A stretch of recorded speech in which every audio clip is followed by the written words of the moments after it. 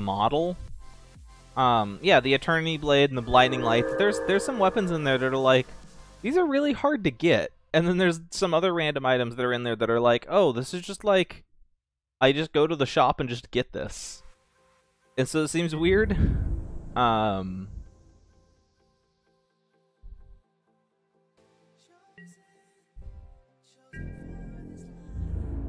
Yeah.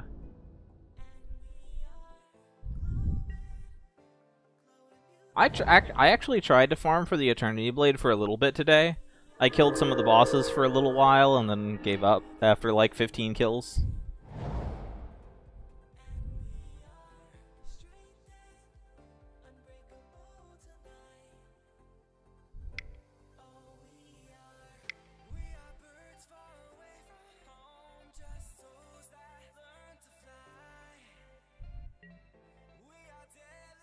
I know I got the Enchanted Phoenix Blade from the shop. Mostly I got the Enchanted Phoenix Blade. Mostly I just got the Enchanted Phoenix Blade so that I could have a Phoenix Blade that was bankable.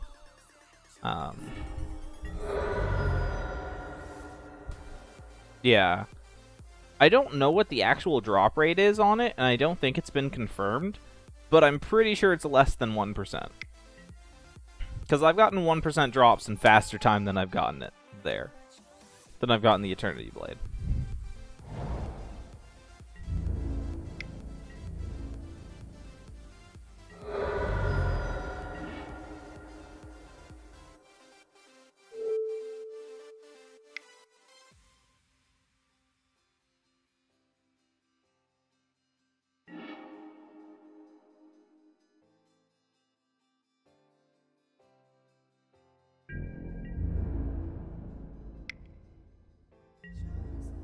It's okay, because nothing for me will ever be as bad as the Runes of Awe.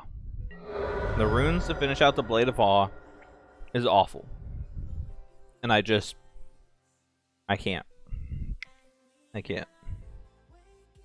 The runes for the Blade of Awe, I legitimately farmed on and off, like, pretty consistently, like, an hour or so here and there.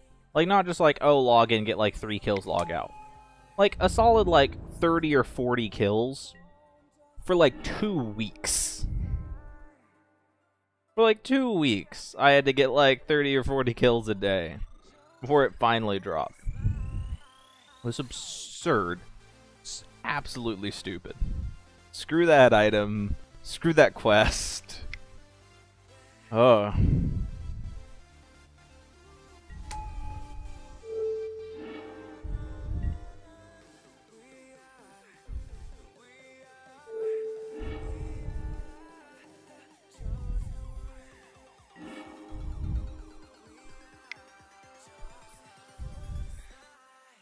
And now that he's tapped out, he can't steal the card from my graveyard that I want to get back. Sucks for him.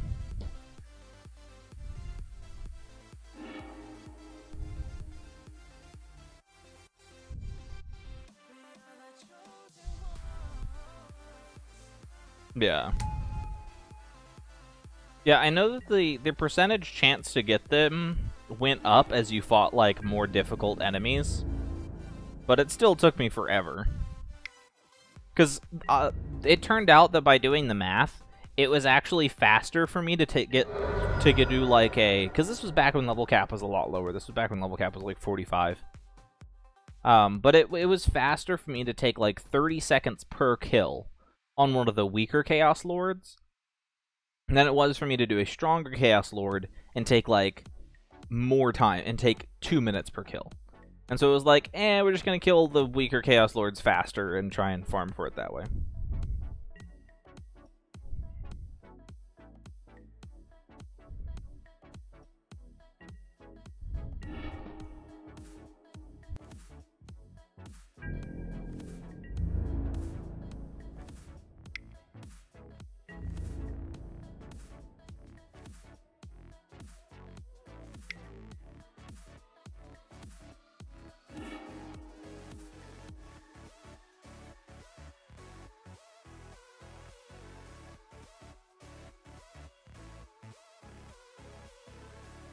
Yeah, I got a deck list for you. There. It is on the featured section on my tapped out page.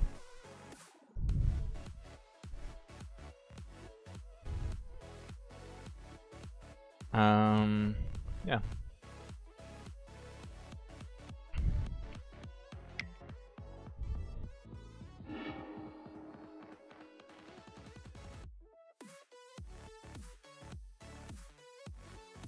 I've known a lot of people who are part of the guides, and like, it seems like nobody actually wanted to be part of the guides. Like, that's kind of what I've seen from people who I know were in it. Like, nobody actually wanted to be part of the guides. Everybody just kind of found themselves as part of the guides. It just kind of happened.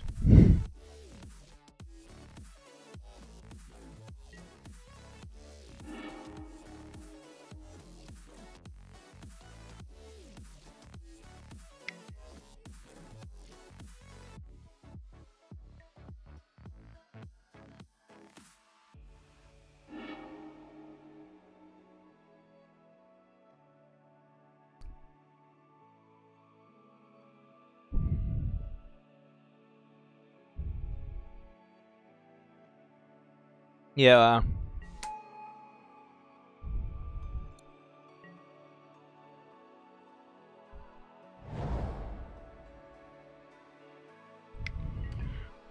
I know it was a weird situation with the guides.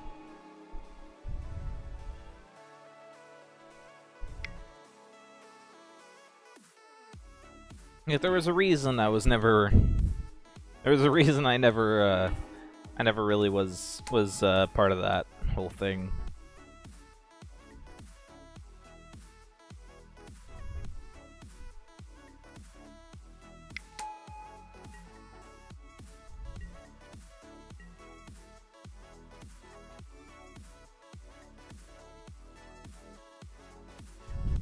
Or so you were told. You might have been a jerk. You don't know. You could totally have been a jerk.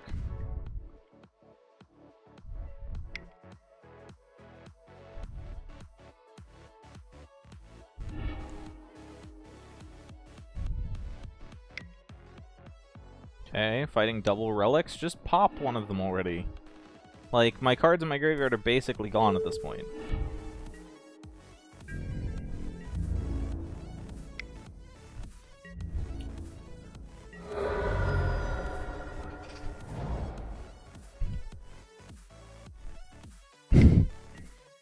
Oh yeah, spelling is hard. English is hard.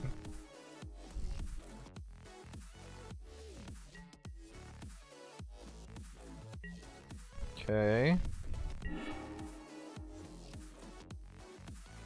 So let's do this.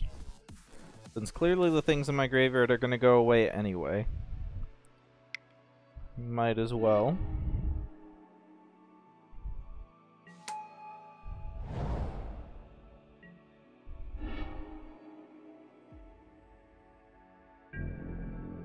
Yeah, English. I do not like English. I do not like English. I would much prefer to speak most other like I used to speak a lot of Spanish. I did. I used to speak a lot of Spanish, but just as I've grown older, I've just used it less and less. But I used to speak a lot of Spanish, but as I've gotten older, I've used it less and less. Is there a deck list available? Yes, /decks. Yeah, there you go. You got it. They's got it. Yep.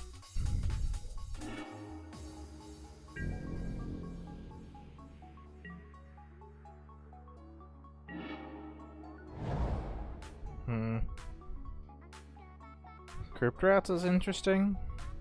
He keeps tapping out every turn, which I'm sure is not what he wants to be doing. But it also means that he can't stop me. So I can kind of just do whatever I want.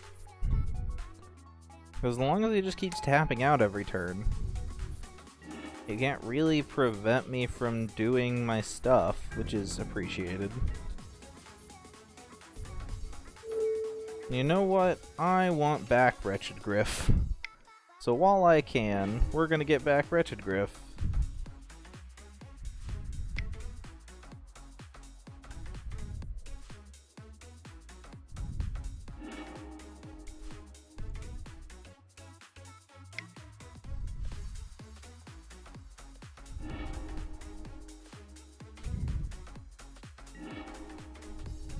Okay.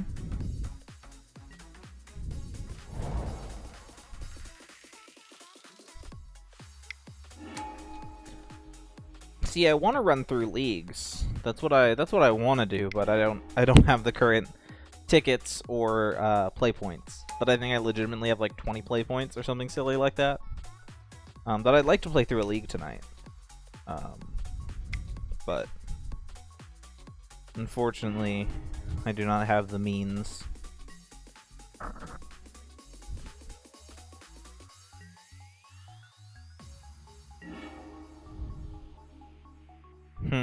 What do I want to do? Okay, so I have a few options. Do I have the mana necessary to flashback a Changer's Edict? I know I have 7 mana. I have 7 mana. Yeah, it's like I want to play some leagues, but I can't because I don't have the ability. Like, I don't have the means, unfortunately. I'd love to play some leagues though.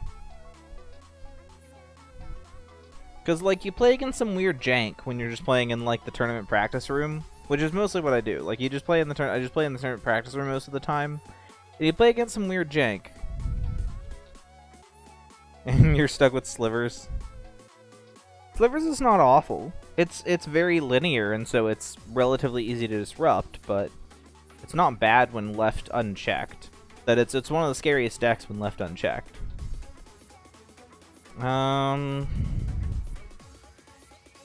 Yeah, we'll do it.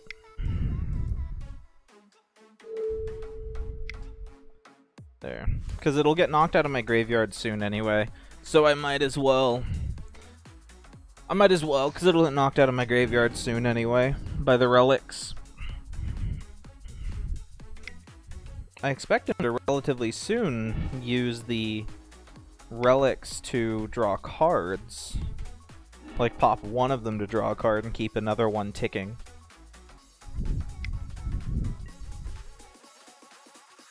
Okay, he casts another Moldrifter. Does he have another Undying Evil to combo with it? No, this one's hard cast. Okay, that's fine. Means that I just Moldrifter it away. Especially if he's gonna keep tapping out. Stop tapping out! You run counterspells in your deck. I don't. Stop tapping out. You're gonna die. Like, seriously, stop tapping out. You don't accomplish anything. Because I clearly have more removal and more recursion than you do. Tapping out is just setting you behind.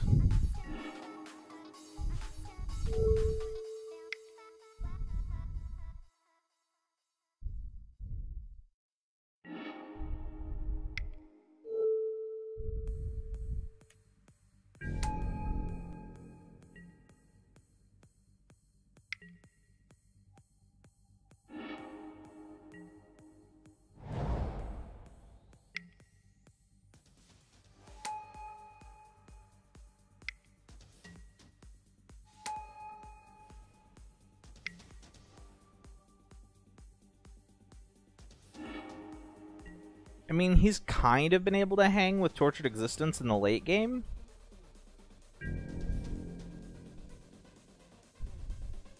Yeah. Yeah, good to talk to you, to them. Hang out, have fun, have a good night.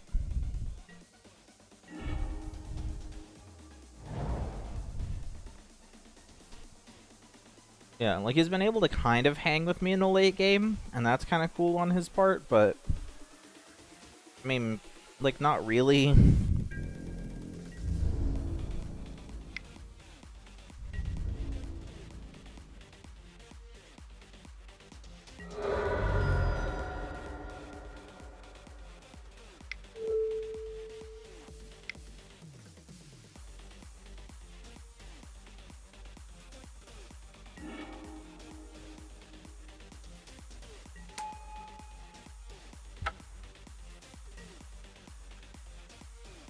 Yeah, I don't know. Okay, random spell stutter sprite. I'm sure that he's gonna ninjutsu in something. He's gonna alpha strike this turn, and ninjutsu in whatever doesn't get blocked. Like, I'm sure that's how his turn is going. That's why he played the Spell Stutter Sprite. Because he fully intends to reuse it.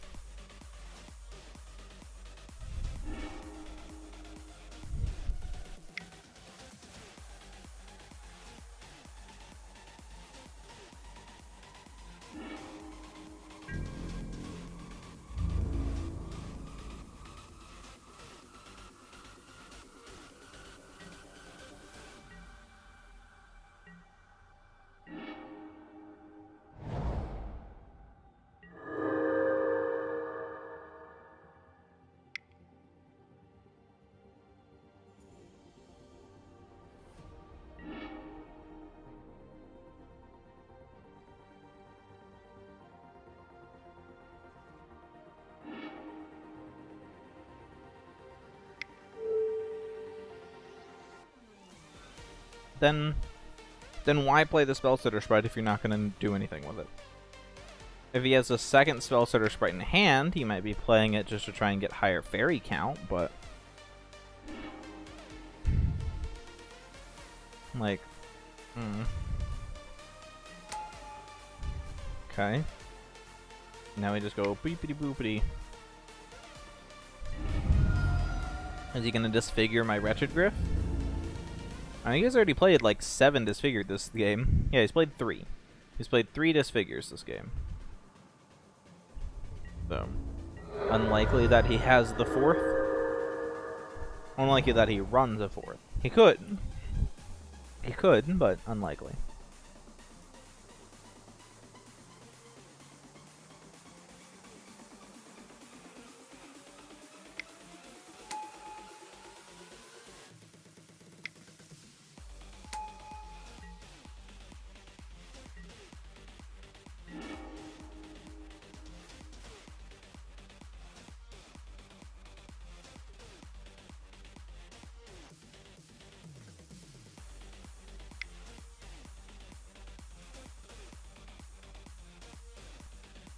Okay.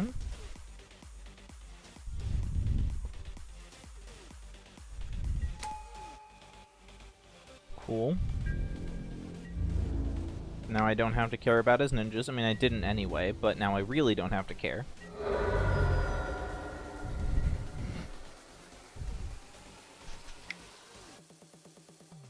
Okay.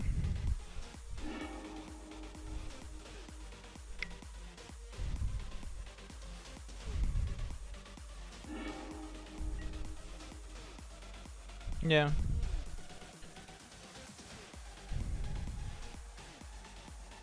I could have done some shenanigans there if I would have, like, looped some stuff, and... but I feel like it doesn't matter at this point. I'm just so far ahead.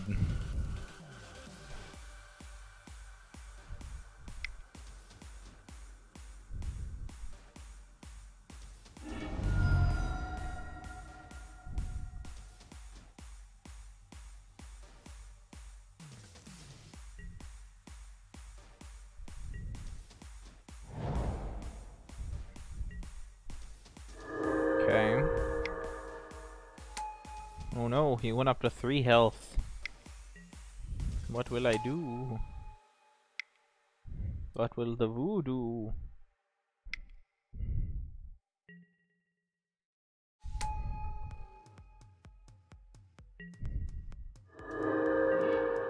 Okay. Let's try and cast the Cephalid Sage. Does he stick the landing? I mean, I'm just playing him for the body. Okay, cool. It's like I'm just playing him for the body. I'm not doing anything else with him. So. There we go. Moldrifter also sticks, which is nice. Cool. We get another land.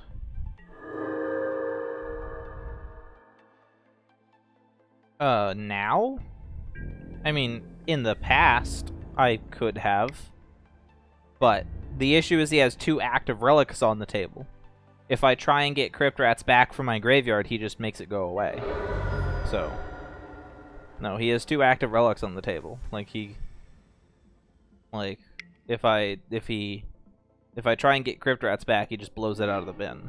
So I cannot return Crypt Rats. I'm sure on previous turns, if I had put 1 or 2 more mana into a Crypt Rats activation, that I could have done enough damage to kill him and not have any of this happen, but I don't think it's an issue that I'm at 22 and he's at 4. Like, I'm at 22 and he's at 4. Like, I don't particularly care. Like, it's not an issue, really.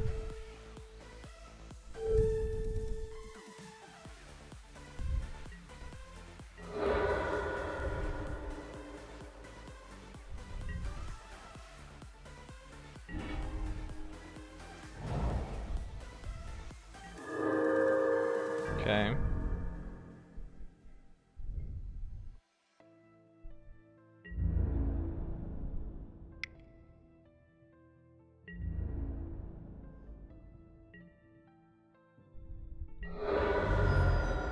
Let's...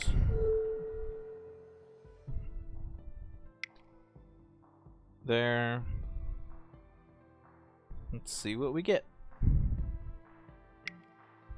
Because luckily for flashback cards, you cannot wipe them away before I've cast them.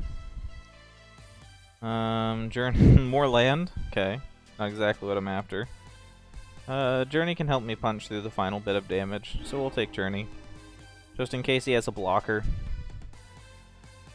In case he has a blocker, we can use Journey to get rid of that.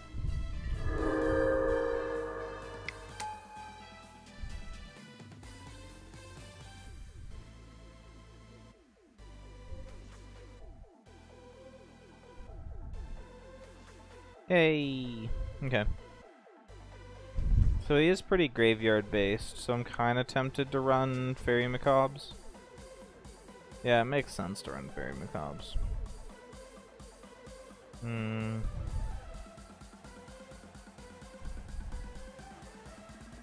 He clearly is going to have Graveyard Hate, so Cephalid Sage gets significantly worse. And Forbidden Alchemy gets worse. Yeah, so we're gonna run the fairies. Fairies to pluck important cards out of his graveyard, as well as lower his overall graveyard count for Gurmag Angler.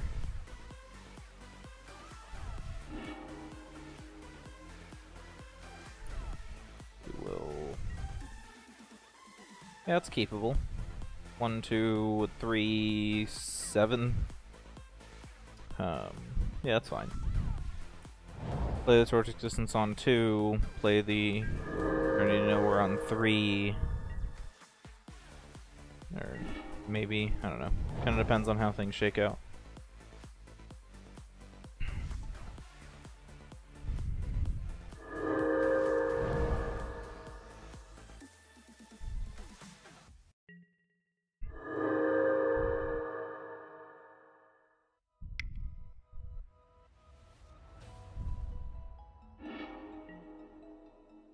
Okay.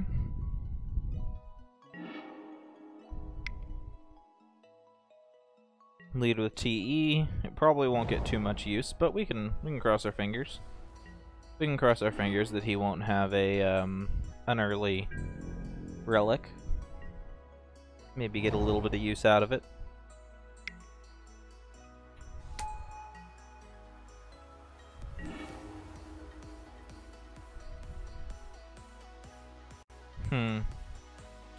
Unfortunately, I don't have a swamp, or I would play rats here.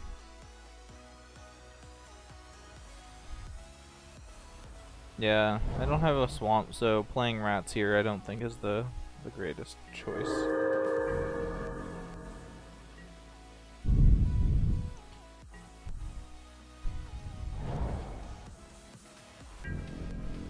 Because there's no way for me to get a second black this turn or next turn to be able to pop rats for 2. So I think it's safer just to wait a little bit.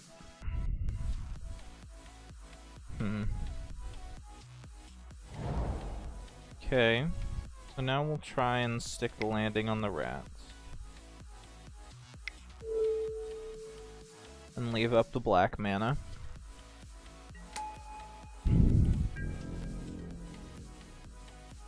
He's running guild gates, and that's interesting. Because from what I've seen of his deck, I don't think his deck's mana requirements are heavy enough that he needs to run guild gates. Like, I feel like his black and blue mana split is not high enough that he demands running guild gates. But, like, he honestly, in all probability, could probably just get away with islands, swamps, and a few backwaters and be fine. But I don't know. I didn't make the deck. I'm not the expert.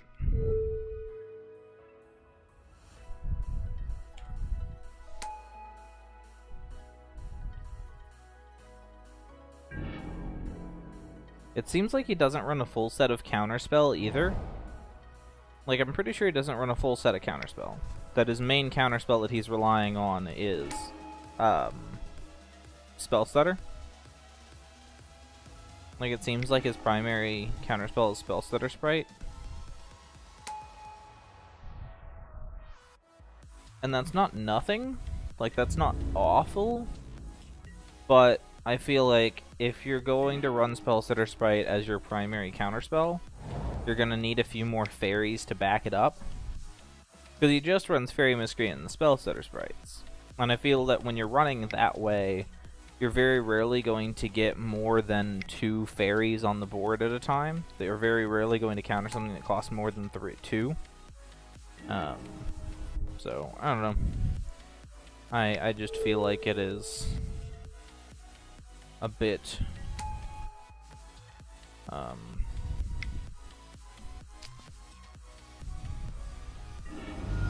feel like it's not the greatest plan. Oh, I've got 5 minutes? Okay. That's fine, we can end this in 5 minutes. We can end it in 5 minutes. It's not a big deal. Stinkweed Imp doesn't care about your mole drifters.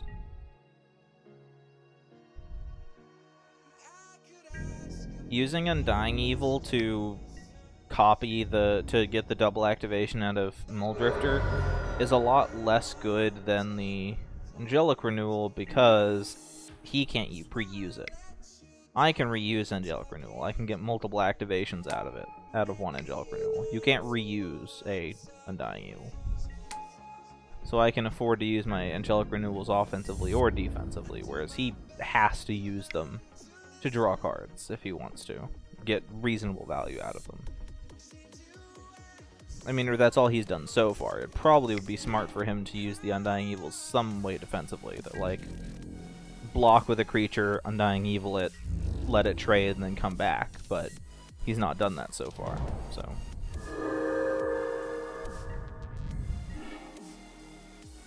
Okay.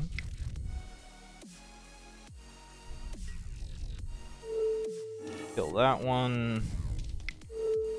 Play the Lone Missionary, get back the Seal of Doom. Yeah. And this. Yeah, his deck just seems like a worse version of mine. And that's super funny to me. Like, his deck is kind of doing what I'm doing, but without the white splash, which means that he doesn't get the enchantment synergy. And without the enchantment synergy, this deck is significantly worse. That's why I don't like green-black Tortured Existence. That my feeling is if you're going to run Tortured Existence is a black-white deck. Black-white X, black-white only, black-white green, black-white blue, whatever. But it is a black-white deck, because for the deck to really function the way it's intended, you need the enchantment synergy. And that's slightly unfortunate.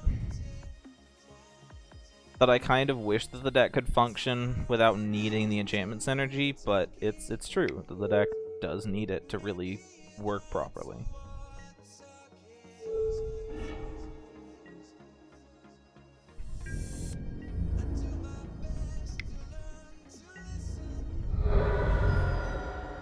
And the enchantment synergy is strong. We have Journey to Nowhere, Seal of Doom, Dead Weight, Torch of Existence itself being an enchantment, that there's a lot of good things to synergize with in enchantments.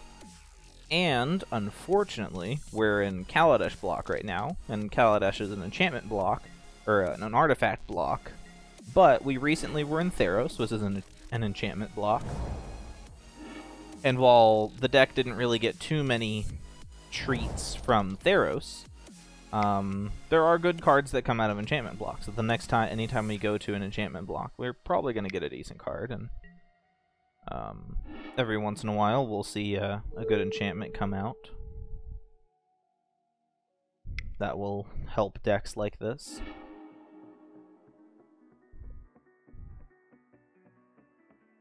Okay.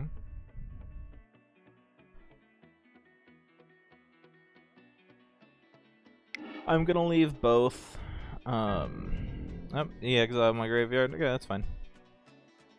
I'm gonna leave both back in case of ninja shenanigans. I'm gonna leave both creatures back in case of ninja shenanigans.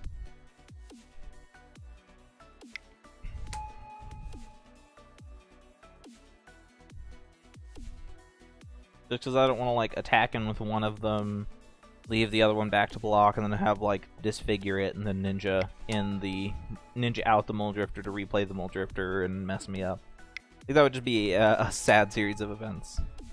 Although he's already played 3 disfigures, so I don't really have to worry too much. But still, I'd rather not. We're just gonna. Do I have the mana to hardcast this? Yeah, I do. Okay, that's good. That's good. What? No? Am I 1 off? 2, 4, 6, 7. No, that's right. Right? Yeah. Okay, don't know why it wasn't working previously.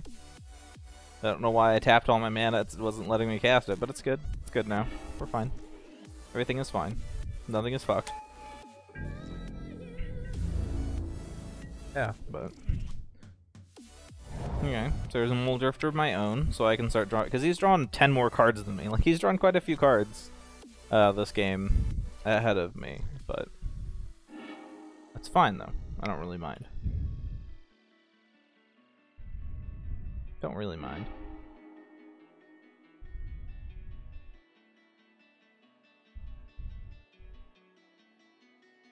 Two preordains.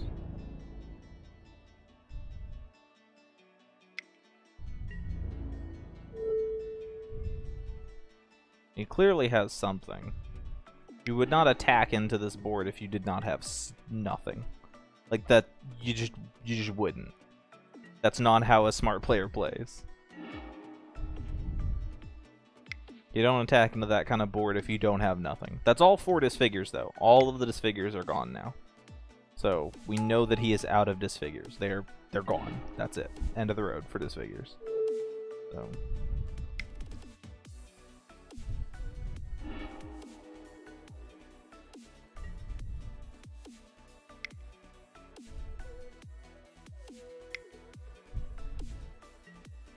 Another Spellsetter Sprite? Awesome.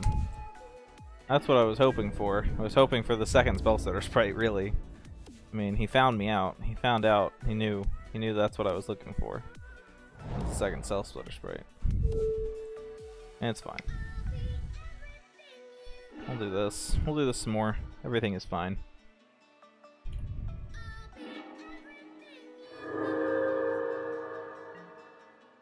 Cross my fingers for no relic. Yeah, just cross my fingers for no relic. That's all.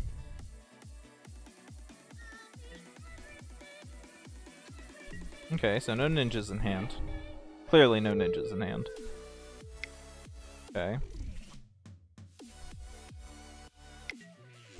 Counterspell, it's fine. Fume Spitter. Blow up a Spellsetter Sprite.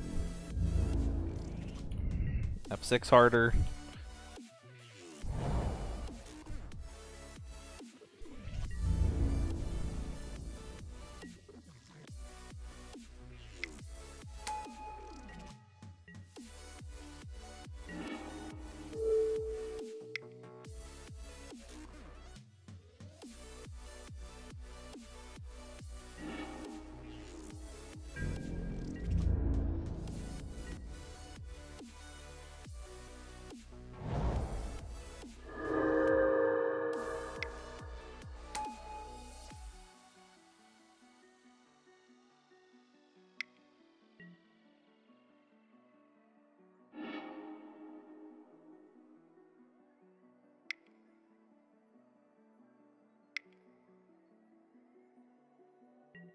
part of me really wishes I had 1 minute extra on the clock.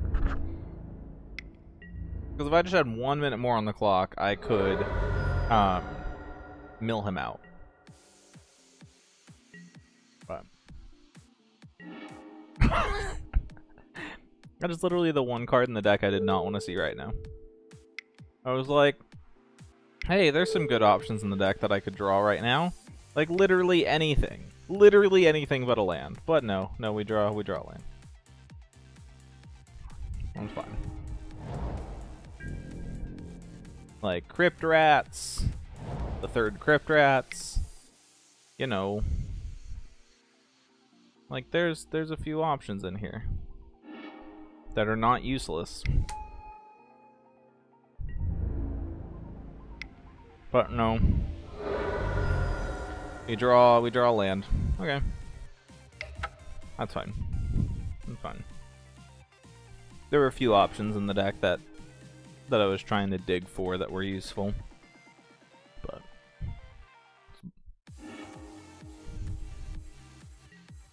hey Crypt Rats, nice of you to show up. Keep. It's fine. I mean the double Torch Existence isn't great, but we have Crypt Rats to buy time, and we have Cephalid Sage to ditch the redundant Tortured Existence at a later date. So, that's fine.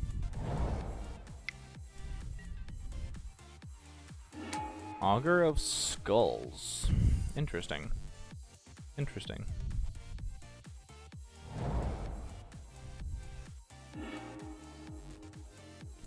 I mean, the Augur can help me discard this unnecessary Tortured Existence. You and...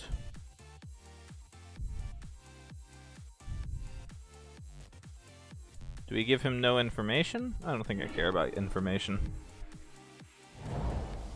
In like a real league game, I'd probably... okay, so this is a discard-based deck. That's what this is. This is a discard-based deck. Oh hey, and a third Tortured Resistance. Truly, my savior has come. Truly my savior has come.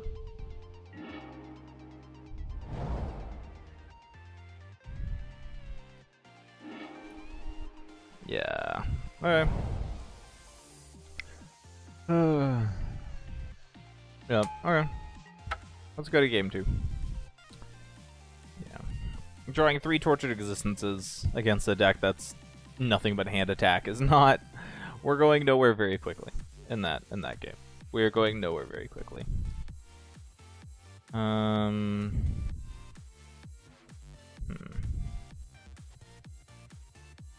don't think I really care. I don't know.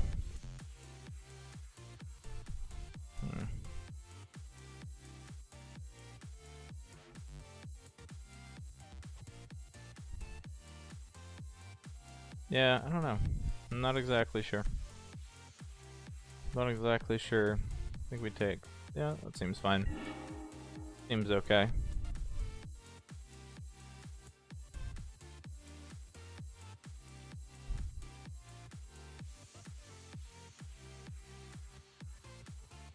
Would I like to play first? Yeah.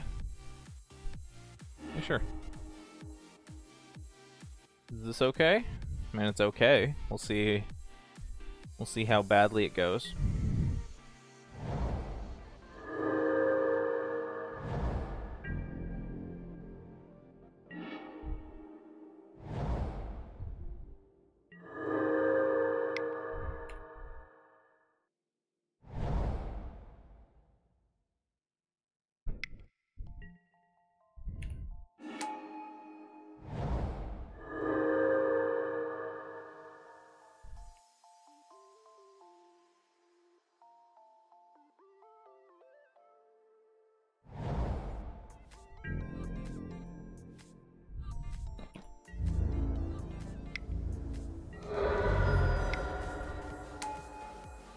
Chittering rats? Okay.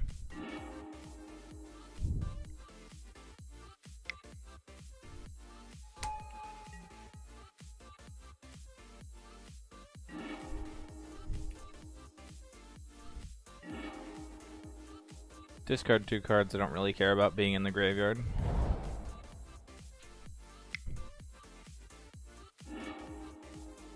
Disfigure. Fine. I mean, it kills my Grim Harvest, but I didn't really care about it anyway. Sign in Blood. Oh, it's not the red one? I know there's a Sign in Blood with that art, with the promo art that's red. It's like broken. Alchemy, Rats, Fume Spitter, Journey, another Stinkweed. Okay.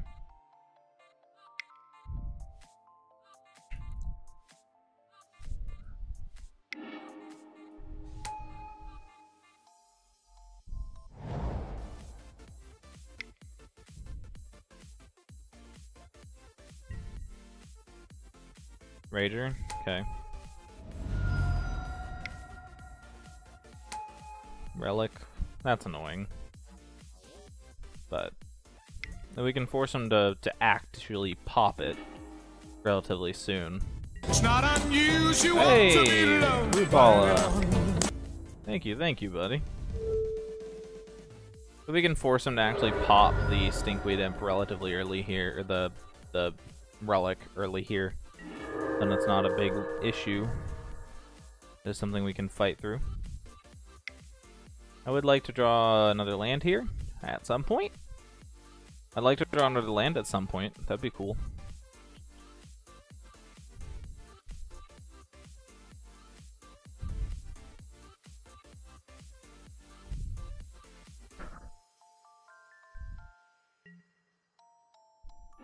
Okay.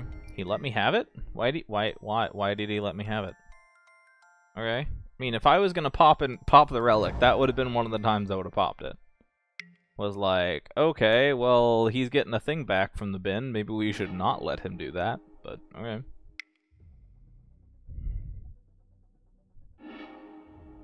Disfigure. Okay.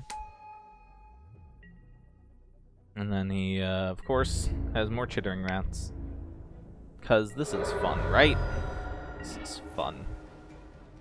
Okay. Well, we can't do anything else this turn.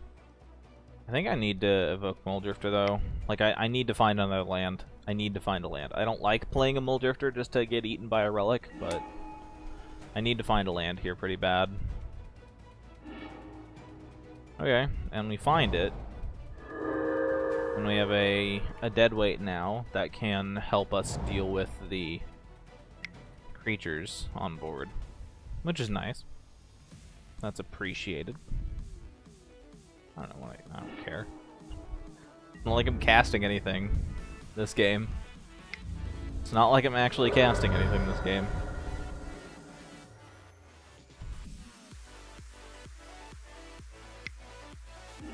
And I suspect he runs Unearth.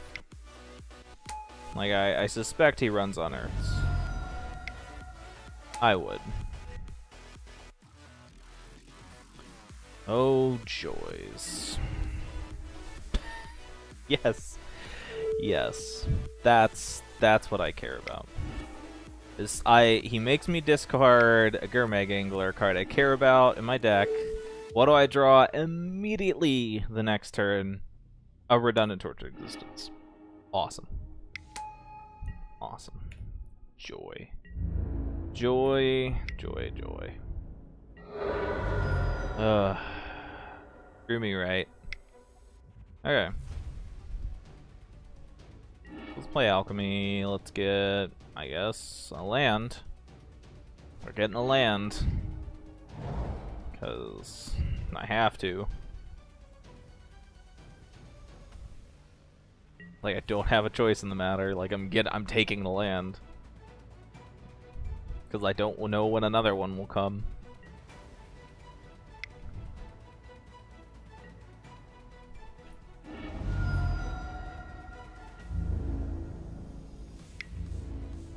See, all I want to do is play against meta decks. That's all I want to do. Will I, though? No.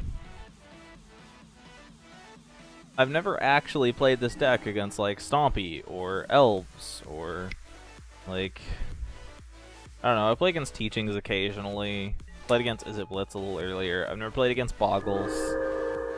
Like, I just want to play against meta decks. Like, they're meta for a reason. I feel like, theoretically, I should, like, see them at some point. But no, I can stream for like 5 days in a week and see a meta deck 2 or 3 times? See like a top 8 deck like 2 or 3 times?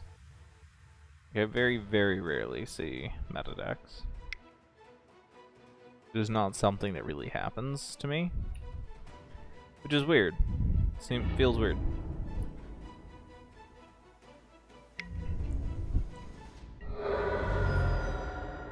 Like, I can appreciate some jank occasionally, but I also kind of just want to test the deck against decks that I'm actually going to see in leagues and stuff.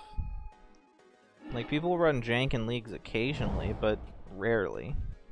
Most of the time, people are going to play your more popular decks.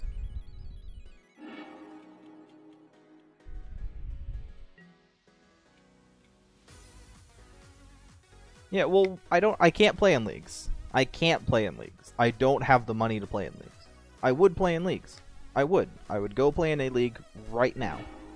I do not have money to play in league. I don't have points, I don't have tickets. I'd play in league, I would. I'd go play in leagues and test out the deck for realsies, but I don't have the ability to. Yes. Another Changer's Edict. Another Changer's Edict. And a land. This land will save me. And I'm getting a swamp just to screw with it. What is that, 3? So I can't flashback Forbidden Alchemy yet? Nope. Okay. So we die. Yay! Like, I want to play in leagues. I do. I do. But I don't have that option. Yeah.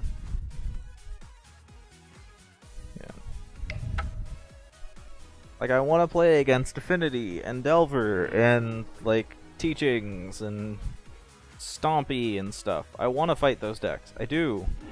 My deck was designed to fight them.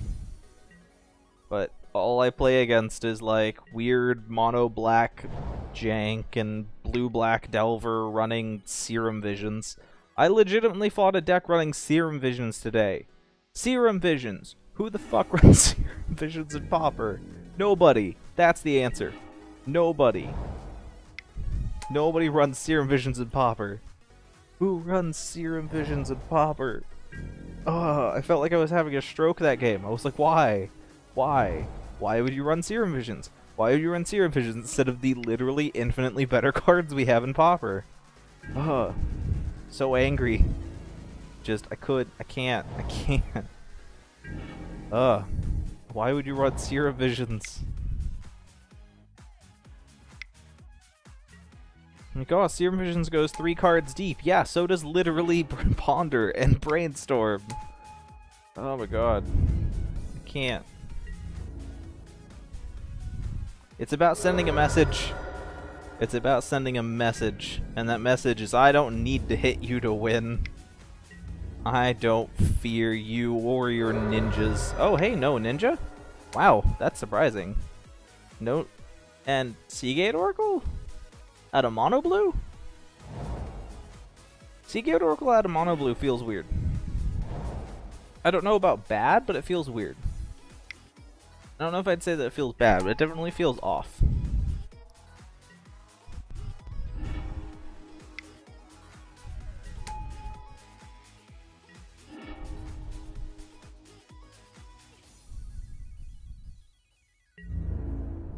Like, or Seagate Oracle in Mono Blue kind of feels like not your game plan. Your game plan is mostly to just be really, really irritating as Mono Blue.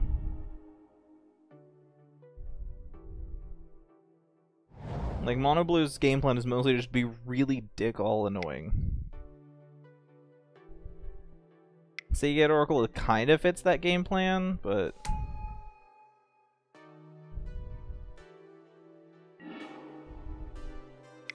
like, draw cards, play flyers, repeat. That's all Mono Blue does. Draw cards, play flyers, repeat. That is Mono Blue.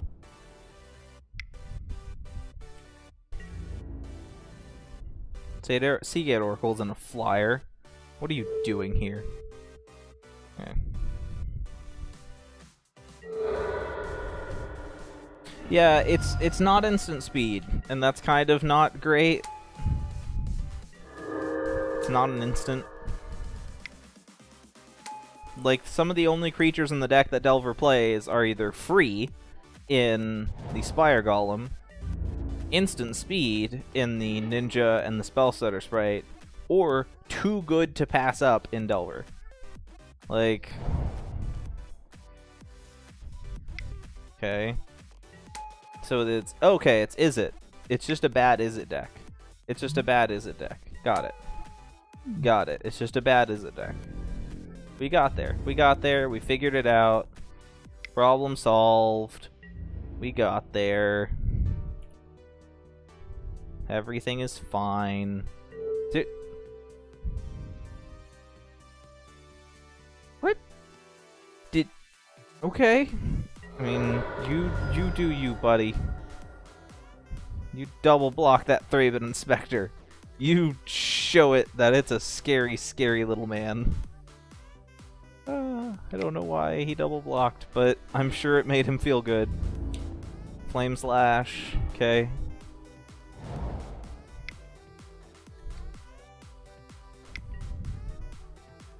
Counterspell, okay. Yeah.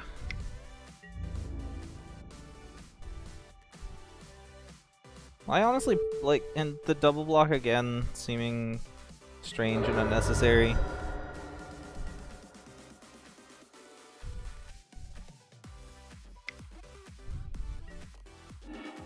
Okay.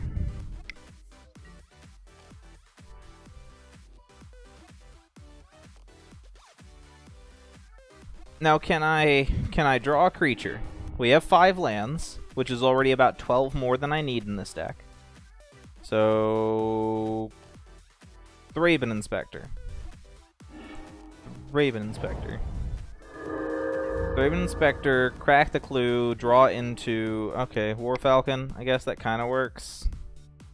Is that gonna get counterspelled? No? Okay. Like Thraben Inspector, crack the clue, draw into Core Skyfisher, bounce Thraben Inspector, replay Thraben Inspector, crack the clue, draw into... I don't know, like... Swordsmith, I guess? I don't really know what I want. Harvest Pyre? Okay, that's a thing that exists in the world. Harvest Pyre is in fact a thing. Technically, it's a thing. I've seen it run occasionally, but like, not really. I don't think I've ever seen somebody legitimately play Harvest Pyre.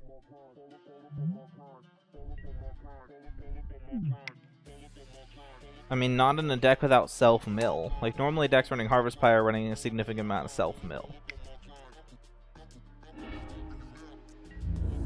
Okay, Flame Slash, please stop. Like, sir, please stop with the Flame Slashes. Yes, a second Falcon. That's what I needed. That's what I was missing from this build. That's what I was missing. Was the second Flame Slash. Or the second Falcon. First Falcon, not good enough. Second Falcon. Okay, good. So one of? I mean, it kind of makes sense as a one of. Okay. Now, he can't play the Mole Drifter this turn. Boiler works. Okay. Hey, it's a soldier. Sweet. And it's a soldier that does not really care. Please, please, please, please, please don't get countered. Please don't get countered. I was hoping. I was hoping because he's already played 2 counter spells and 2 Spellstutter Sprites.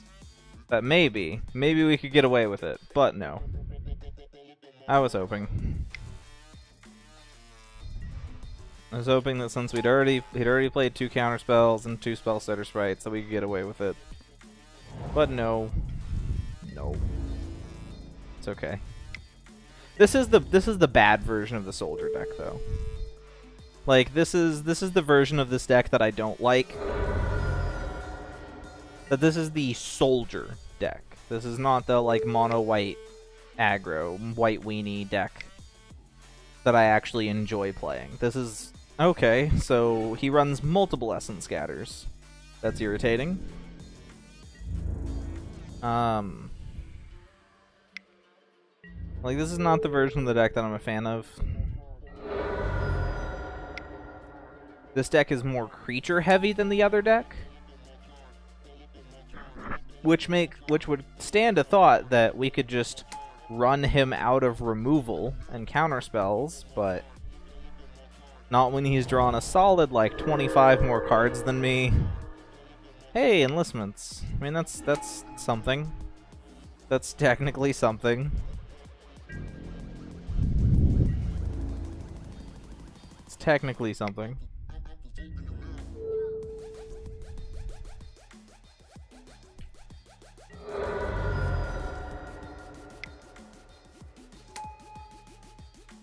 I don't know, I just feel weird that, like, we run a lot of creatures in this deck. Like, this is all creatures. And we've traded basically 1-for-1 with him. Like, I feel, it just feels weird that we traded 1-for-1 with him on basically everything when we played 16 creatures. And he still had, like, 6 dudes on board.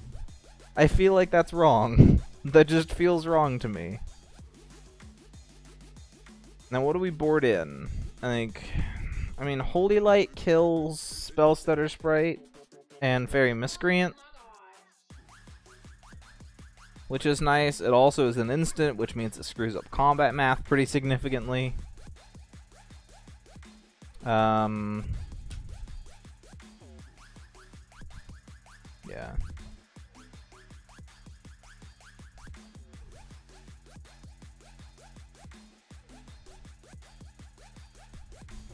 Elite Vanguard's pretty useless because it dies to everything. Would I like to play first? Yeah, sure. Is this hand keepable? Honestly, yes. Only because of the Javelineers. Only because of the Javelineers. The Javelineers make this hand viable. Because the Javelineers are supremely annoying to deal with. Because they ping all and show no mercy.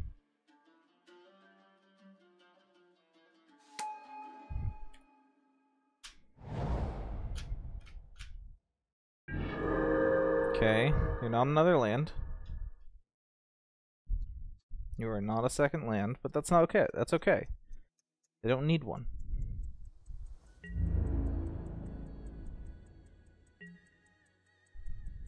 Because we have more Javelineers who will ping you to death. Not you, probably. Just your creatures. I do like how bad Javelineers messes up combat math. I enjoy how badly Javelineers wrecks combat math. That, like, oh, I can't attack, I can't block, I can't do anything because then the Javelineer is just gonna wreck my dudes.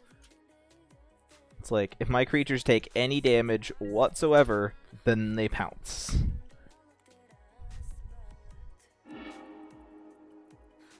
Like, I do enjoy how badly they mess up combat math. Make it very difficult for you to attack into them. Eh, who needs a second land? Really, who needs it? Honestly. Is he gonna counterspell this? Spell Stutter Sprite? Okay. Well, you know what? This is an interesting thing. We're gonna watch this. Okay.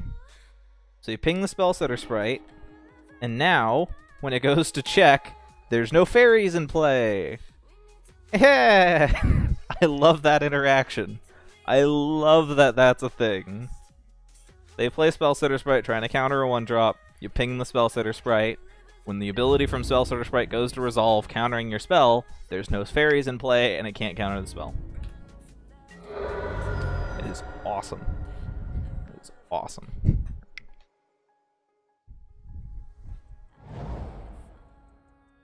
Oh, that felt good. That felt good. That felt right. That felt right. Wow, we forced him to evoke Mulldrifter? Huh. He's gotta be digging. If you're evoking Mulldrifter, you've gotta be digging. Like, You do not evoke Moldrifter lightly. That is not something that just happens.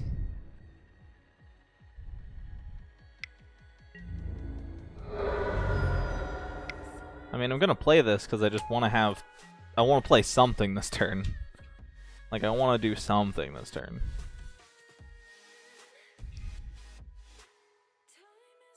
And clearly we're not getting to turn to 3 mana anytime soon.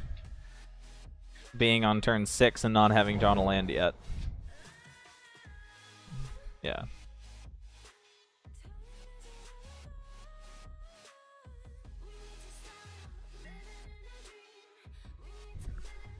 I mean, we're not too far into the deck yet. Like, we're not so far into the deck that it's like, oh no, how could we have not have drawn another land? But we're getting up there. We're getting to the point where it's like, hey, can you not? Like, oh, is this... Okay, random spell setter sprite. Okay. Trades with the Falcon. Okay. Like, I'd prefer if I could draw another land. Because I've got literally a handful of 2-drops. My hand is actually just 2-drops. See? See? My hand is actually just 2-drops here. I would appreciate it if I could draw a second land. It's a personal favor to me, deck.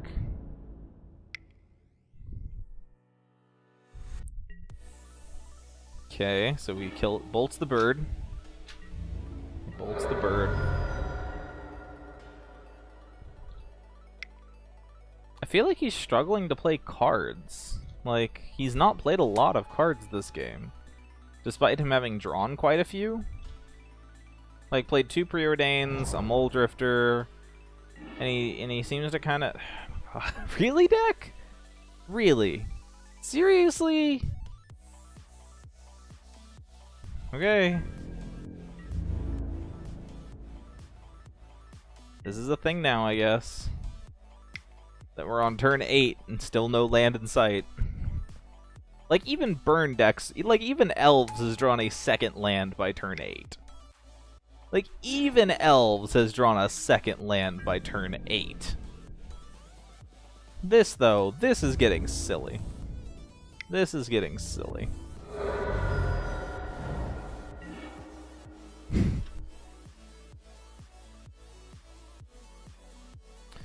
Turn 9. Still no land.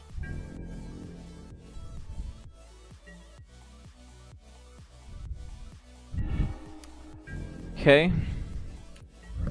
Let's go to turn 10.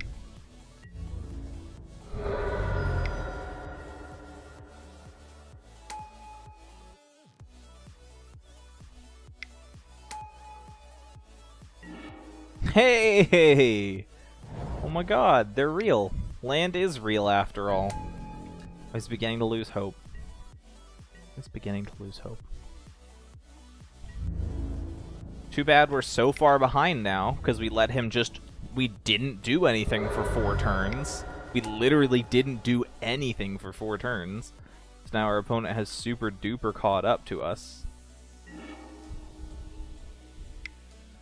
That sucks. And now he's drawn so many cards, I'm sure he's just going to counterspell his way through the rest of the game, and we're never going to play another card. Oh, well, we played one this turn. We'll see if it gets bolted, or how this one dies. But yeah, we are definitely ridiculously far behind now.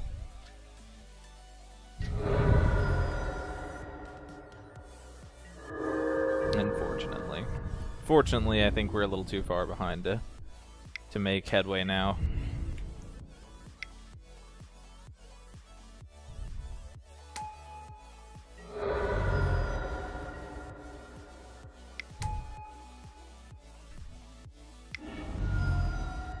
Bolts me, dead? Yay!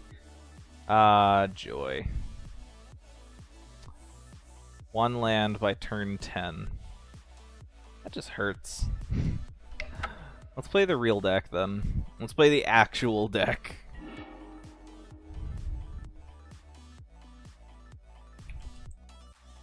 The better deck. Yeah. Let's play the better deck. Because this deck is significantly better than that one. I mean, this is already a better hand. I mean, it could clearly go very, very poorly if we don't draw a land anytime soon, or if we don't draw more creatures. If we don't draw more creatures, this clearly goes very badly, but short term, this is fine. We have a reasonable turn 1, turn 2, turn 3, so I'm okay with it.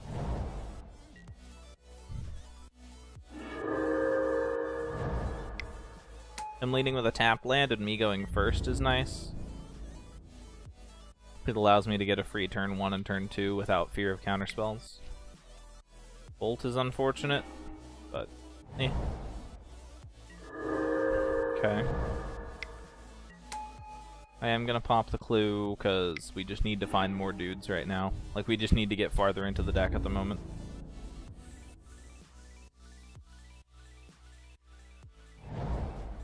Yeah, I just want to get deeper into the deck.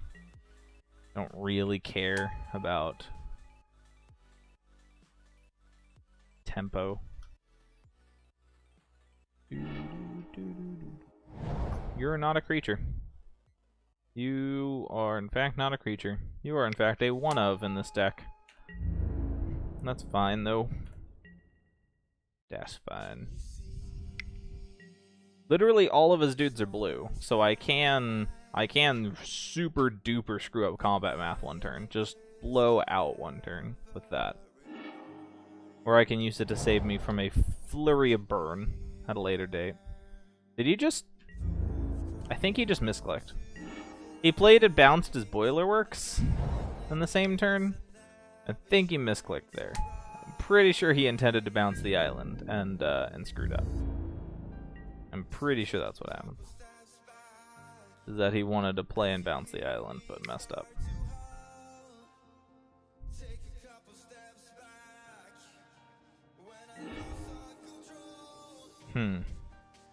Do I care? Yes. Yes, I do. I do. I do care.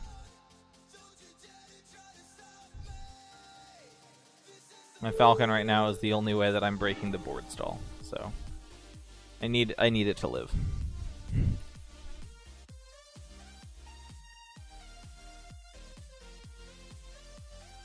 Because Seagate Oracle blocks one attack dudes pretty well, so.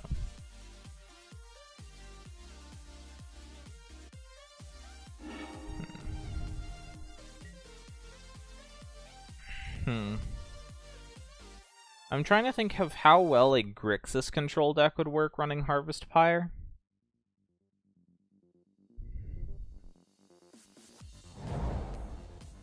Like Chainer's Edicts, Counterspells, all that stuff. Bolt, Harvest Pyre, Flame Lash.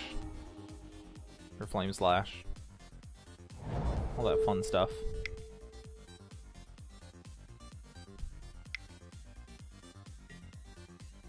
Like the red and black are your removal colors. Black provides Gurmag Angler as a decent finisher, and blue provides most of the creatures and like Delver and Seagate Oracle and Muldrifter. I don't think you could afford to run like Spellsetter, Sprite, and Fairy Miscreant in that kind of deck. But I definitely think that like if you're intending to self-mill, which I feel like in that kind of deck you probably are, that you can relatively easily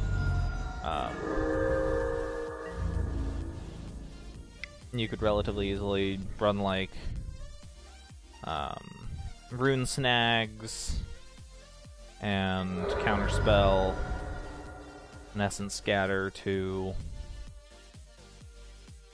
And it could run Brainstorm as well, because we do have Ash Barrens. So Brainstorm works well with Ash Barrens. Being able to go like turn 1 tapped land, turn 2 island, hold up Counterspell. If they don't play anything you want to counter, Brainstorm cycle. That like seems totally reasonable to me.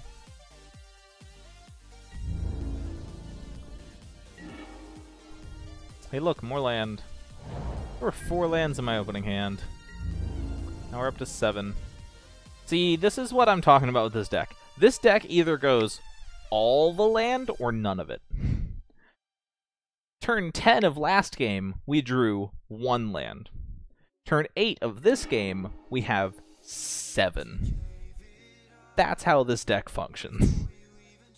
This deck is brutal. This deck treats you rough.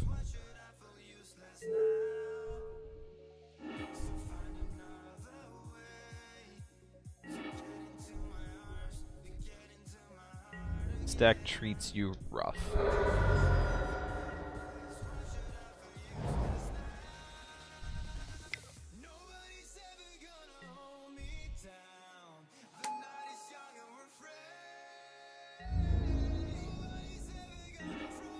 Hey, an 8th land. Awesome. Awesome. Joy.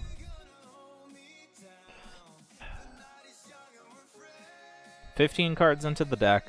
I've drawn 8 lands. There's only 17 land in the deck.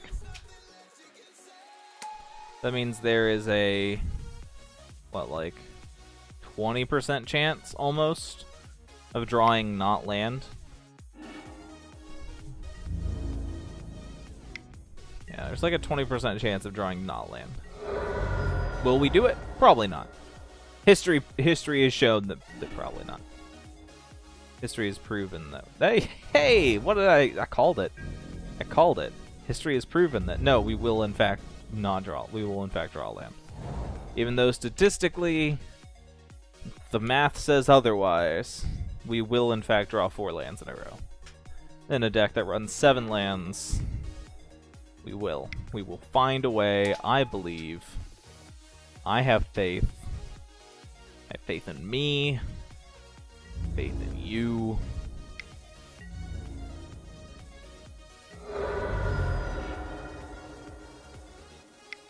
And by this point, he's drawn so many cards that he's going to have a handful of counterspells for anything that I do draw.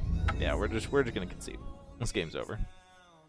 Spending 4 turns, taking 4 turns off to do nothing but play land means that he's able to spend time accruing cards and getting there so that he can then just have a handful of counterspells and removal so that he can just answer me for the rest of the game. So we clearly weren't winning that one.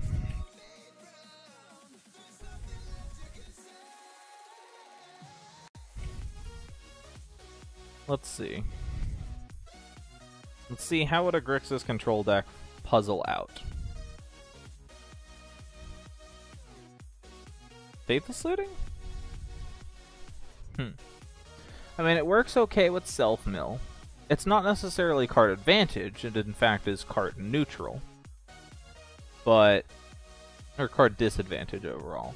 Card disadvantage overall, but only by 1. But it's card filtering? I don't like calling Faithless Looting card disadvantage, because it's card filtering. You see 4 cards deep in your deck and pick the best of them. So you go 4 cards deep and pick the best of them, and that's good. Like that's card filtering. That is good. I don't know. I don't know if Faithless Looting's good here. We can plop it in just in case, just to remind ourselves that it exists.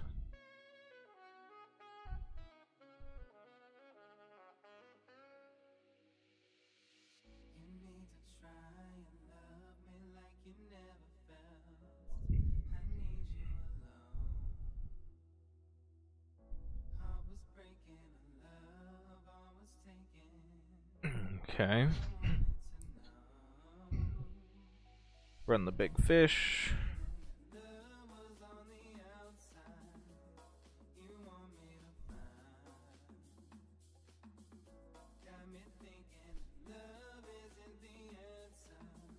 Throw in a teachings. I don't have teachings, unfortunately. I don't have it finished.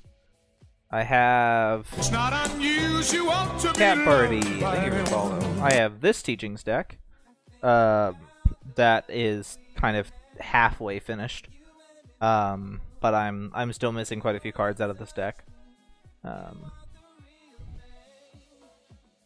No, I unfortunately cannot play teachings.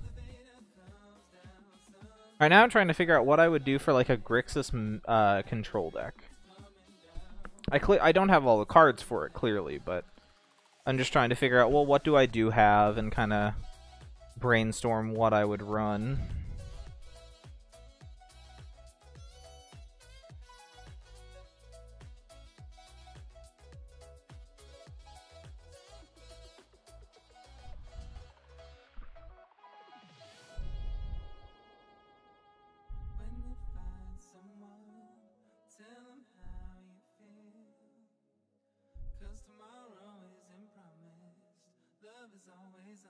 A one of or two of teachings in Grixis control seems fine. I mean, it kind of depends on how many instants. I guess at the end it kind of depends on how many instants we're running. And yeah, and that's what'll need to be figured out, is how many instants are we running, and that'll kind of decide whether or not teaching. That'll kind of decide whether or not a teachings will work once we know how many instants we're running.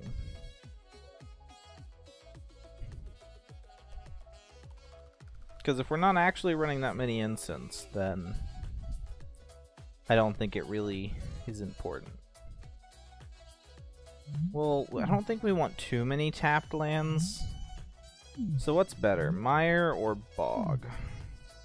Bog. I think Bog will be applicable in more situations.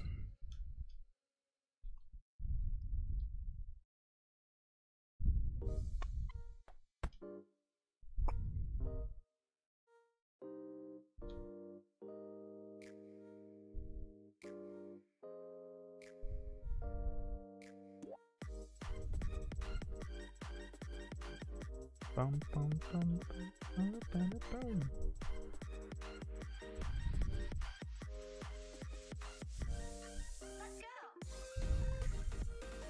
Think twice or accumulated knowledge? Well, in a deck that's going to be self-milling, probably accumulated knowledge. I assume this deck is going to be doing a reasonable amount of self-mill, and so I think accumulated knowledge is probably better in a Grixis shell.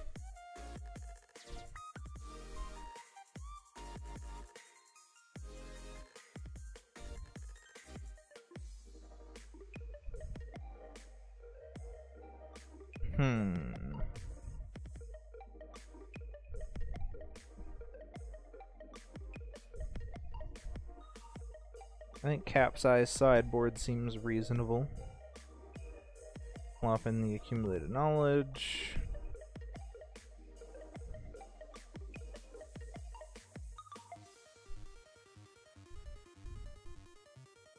Where are my mountains? There are my mountains.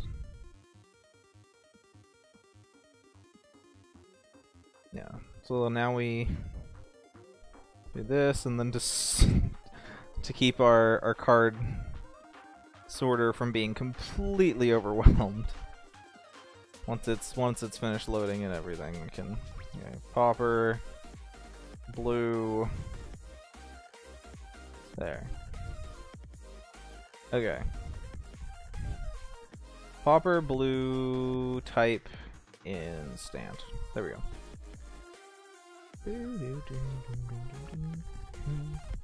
Okay, so for a Grixis deck, for Grixis, what is the best cantrip? We're looking at Thought Scour. Is this a brainstorm deck? Is this just ponder, preordain? What do we think as far as cantrips for a Grixis deck?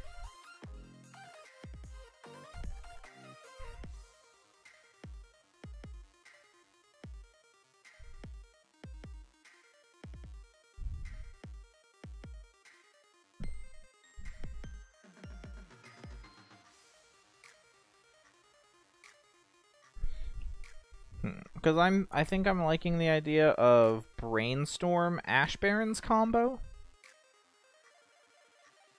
I think I like the idea of Brainstorm's Ash Baron combo, but I also feel like that's a little bit inconsistent.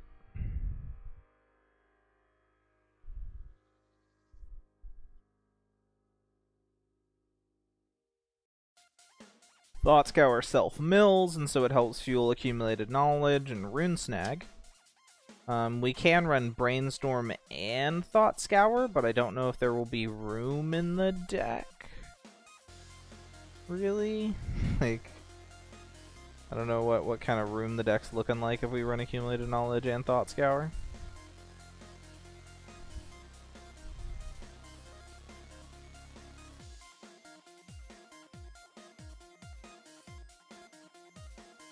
Or Brainstorm and Thought Scour. I don't know. We can... Oh, it's the dual deck version. Dual deck version is going to be irritating to find. Whatever.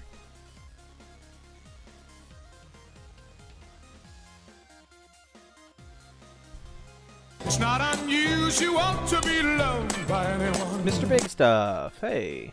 Welcome, welcome, buddy. Thank you for the follow. We are in red, black, blue, so I think a null is our best form of enchantment removal. I think a null is our best enchantment removal. I don't know, like, I don't have Gorilla Shamans, but I assume that, like, Gorilla Shaman would be a reasonable artifact removal. But for enchantments, a null seems reasonable.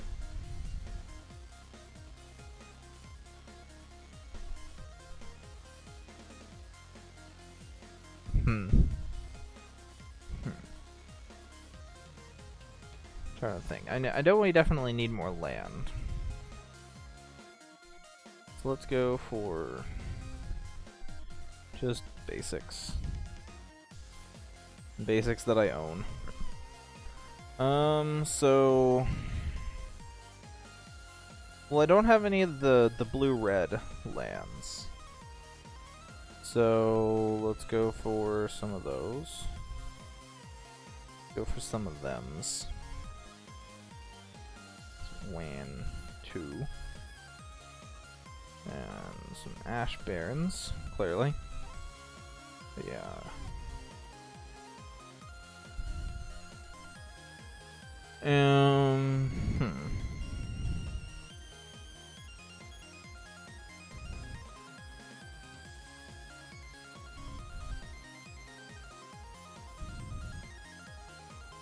Okay, and then what do we think? So,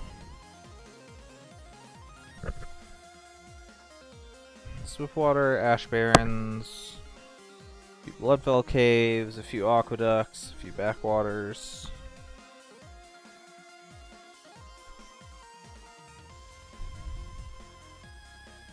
I think the Aqueducts instead are...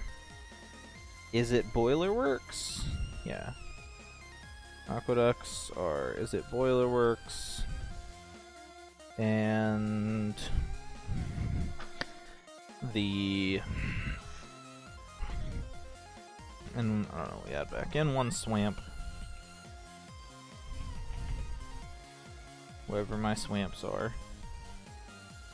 Somewhere down at the bottom of the list, because they're an old art.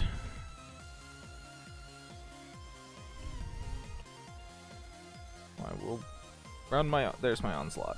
Swamps. Okay, there we go. And then we have instant, so lightning bolt. Some lightning bolt, I don't know. It was not reprinted in EMA, which feels wrong. Like, set built around eternal playability doesn't reprint Lightning Bolt. Feels like a wrong move to me. But whatever. I'm not Wizards. Lightning Bolt has been reprinted a billion times. Why does it need to be reprinted again? Because it does. Because you always reprint Lightning Bolt. You never don't reprint Lightning Bolt. There's a reason it's been printed this many times and is still over $2.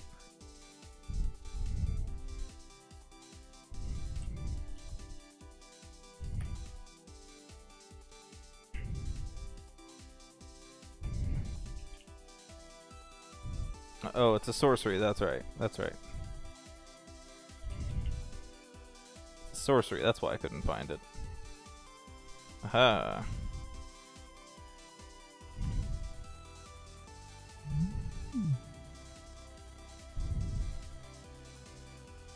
Okay. And then what? Rune snags.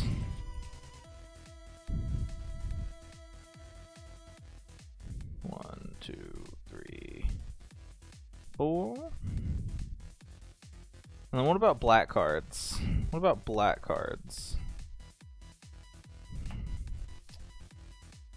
What are some other good black cards for control?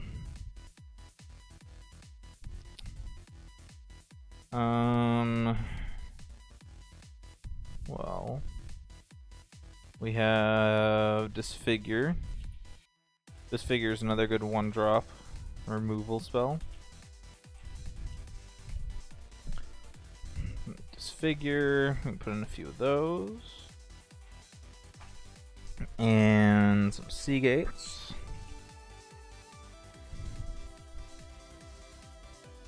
I forget if Sea Gate's 1 or 2 words. It is 2 words.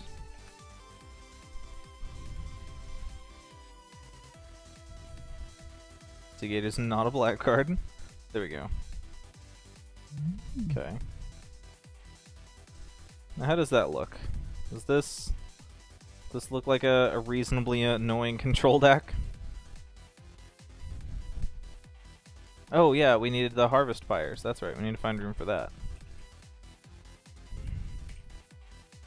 Is that how you spell it? That is how you spell it.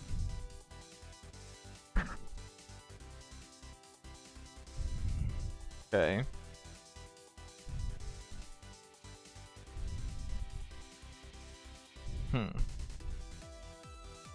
So...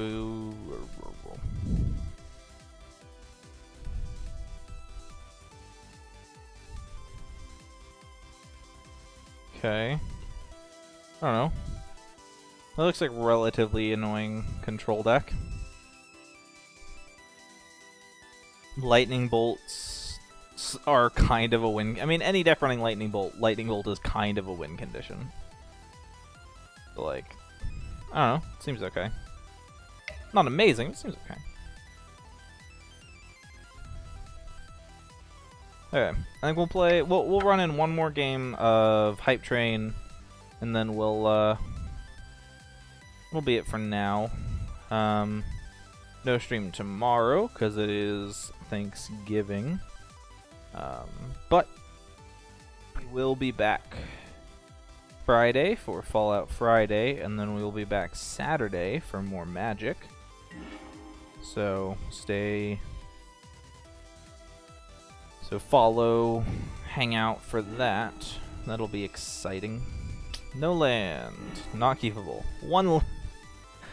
We went from no land to 0 to 1 creature. Have you seen the Rakdos control? Yeah, I played against it yesterday. No, yeah, I actually played against it yesterday on stream. Supremely annoying. Supremely annoying, considering the deck effectively runs like. I think the deck effectively runs 12 bolts, which means that it doesn't actually need to kill you with creatures. That the deck can just, like, burn you to death, which is really irritating. That yes, I played against it yesterday on stream. Supremely irritating. Supremely irritating. Because you can work you can work the entire game on controlling their board, but it doesn't matter because they're just going to burn you to death. It's basically a slightly slower burn deck, the way I see it. It in my mind works kind of like a slow burn deck. But like it technically has creatures, but they don't really matter. Most of your wins are going to come from just burning your opponent out.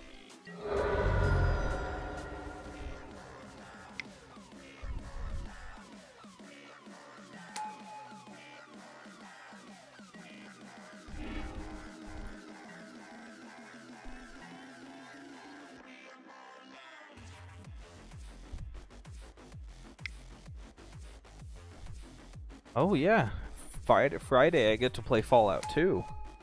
That'll be exciting. I played Fallout 1 for the last few weeks, and we finished it last week. So, so this week we get to move on to Fallout 2, which is exciting, because Fallout 2 has a lot more to do in it than Fallout 1. Fallout 1, for being a Fallout game, is relatively linear. As far as Fallout games go, it's relatively linear. So, looking forward to Fallout 2 to get a little bit more open-endedness. And oh look, we drew another land. Hey, that's not a land. Cool, can we continue that trend of drawing not land? Can we work on drawing not land? I'm probably gonna lose to elves though. Like, I'm probably gonna lose the elves though, because I have no mass removal. I have no real way to interact with them to stop their combo. I just don't have a real answer for elves in this deck, unfortunately.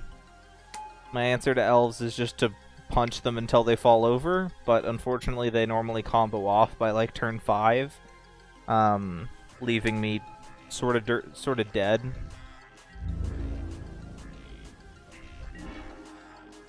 So, unfortunately.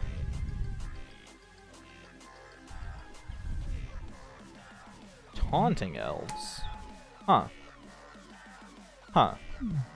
Well, I do run Holy Light, but Holy Light is iffy against elves, honestly.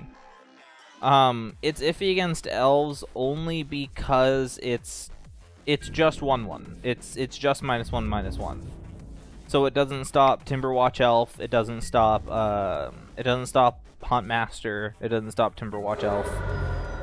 And those are kind of the ones that really kill you most of the time. Because, like, if I wipe their board and they still have a Hunt Master, then it doesn't really matter. So. Like, I have a Holy Light in sideboard, but...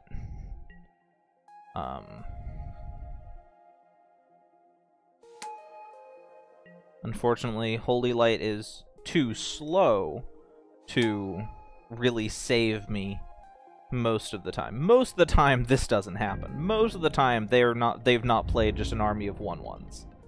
A lot of the time, they've played something with 2 health by now, with 2 or more health by now. But today, no. Today they have played just 1/1s, but a lot of the times the scary cards in that deck are not 1/1s. Oh hey, another land. Just when I was getting worried. Just when I was getting worried we weren't going to have any more lands. Just when I was getting scared that we weren't going to have enough lands. We got there. We got there. It's fine. Everything is fine.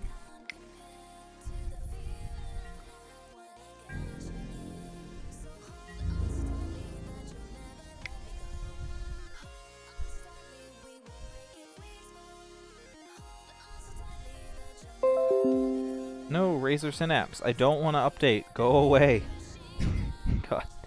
God, Synapse. Screw off.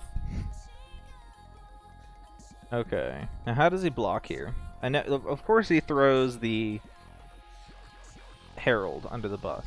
Like that's clearly the correct option. And then he goes to get. What does he get with this? Like a Hunt Master? I'm not sure what he gets with this. I mean, we'll see, clearly, but I'm not exactly sure what he gets with the Herald. Birchlore?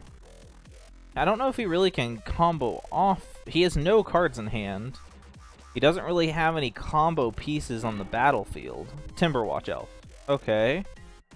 Like, he doesn't really have any combo pieces on the battlefield. He doesn't really have any... He has no cards in hand. Like, he needs something. Hey, we get there. Sweet. So we just ran fast enough. We just ran. It looks like this guy's deck. I don't know. He seems to kind of have diluted his deck enough that we could theoretically get there with just punching him. That it looks like he's taken out enough of the combo pieces in favor of other elves that he's kind of diluted his combo. Which is, Elves is a combo deck. Elves is not an aggro deck. Elves is a combo deck. And that's, technically could build it like an aggro deck, but it's not. It will work significantly worse if played like an aggro deck. But there's a reason the Elves deck works the way it does.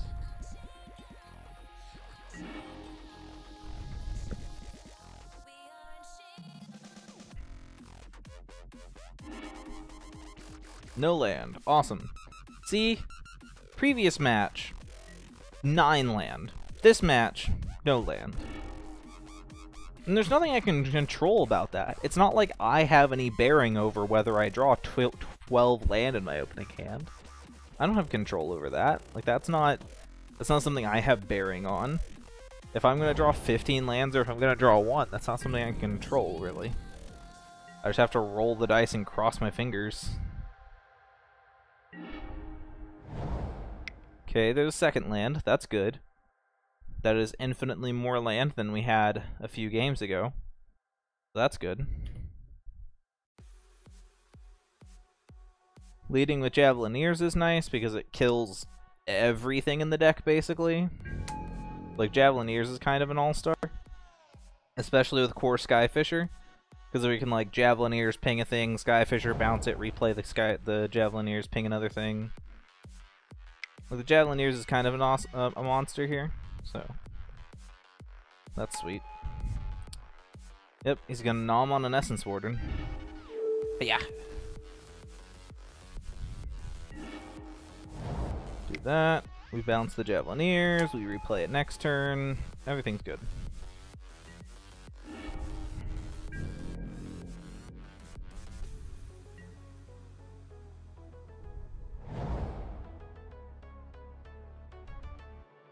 Those are some cards that I want to try and make work. I think they might have been from Onslaught Block. I'm not exactly sure. They might have been from Onslaught Block. But there was a cycle of 2-color kitties. There was a cycle of 2-color kitty cards from some older block. I'm here, Source.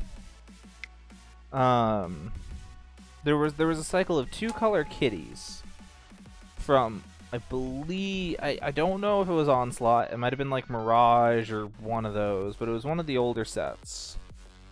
One of the older card frame sets. It wasn't Urza's, I know that much. There was a cycle of 2-color kitties that were kitties. They were overcosted creatures. Yeah, the swirly logo. Time Spiral, that's it. Yeah, Horned Kavu and whatever, the Drake. The Harpy and the Drake. Yeah. There's a cycle of like 2-color kitties that are pretty decent. That I feel like I feel like they should be good. Like, I feel like they should be good. Yeah, Time Spiral, or from Plane, not Time Spiral, Planar Chaos, something like that.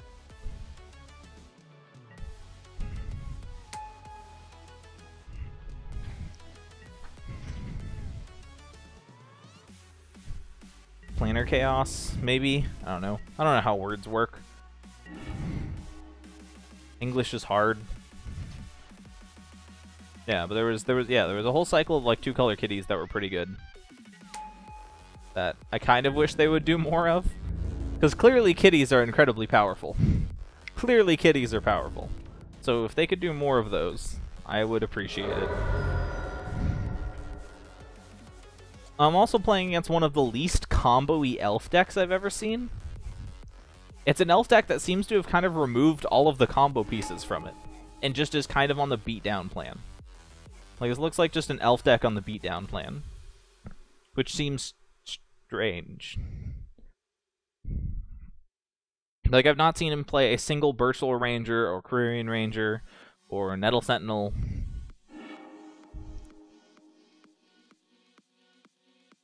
No Hunt Masters, no Distant Melodies.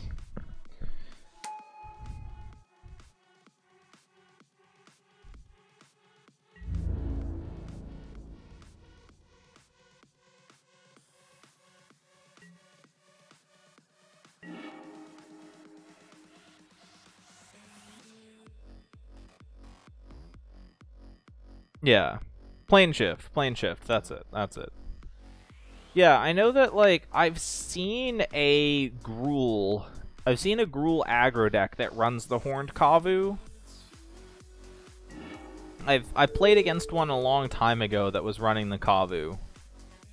But it's been a while. I know they technically exist. Like, I know technically these decks exist, but yeah, like I think the Harpy has Flash, right? The Harpy is the one with Flash, or is that the Drake? Either the Harpy or the Drake has Flash.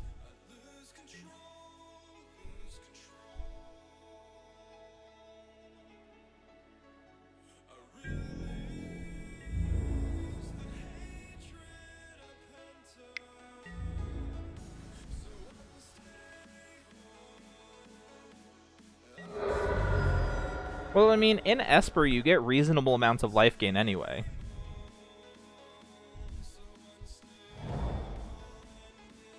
Okay, yeah. So you can, like, abuse EBT effects somehow. So it's a kitty that can be easily abused over and over again. Yeah. You just, like, bounce it, play it, bounce it, play it, bounce it, play it, use it to abuse other creatures. I don't know. What could we abuse in Esper? I mean, we've clearly seen what my Torture Existence deck can do in Esper. Like, how can we modify that to abuse an Infinite Kitty effect? Like, how could we break Infinite Kitty? I mean, clearly Lone Missionary is sweet. Because Lone Missionary is clearly Lone Missionary goes in that deck. Either Lone Missionary or the guy from Khans of Tarkir. Either he's Khans of Tarkir or Fate Reforged.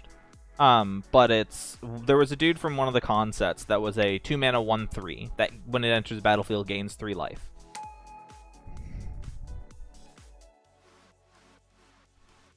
Like, I know that guy exists, which might be a better option for that.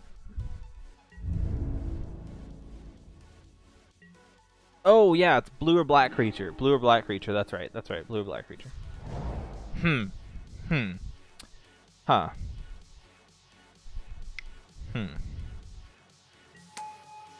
Puzzle.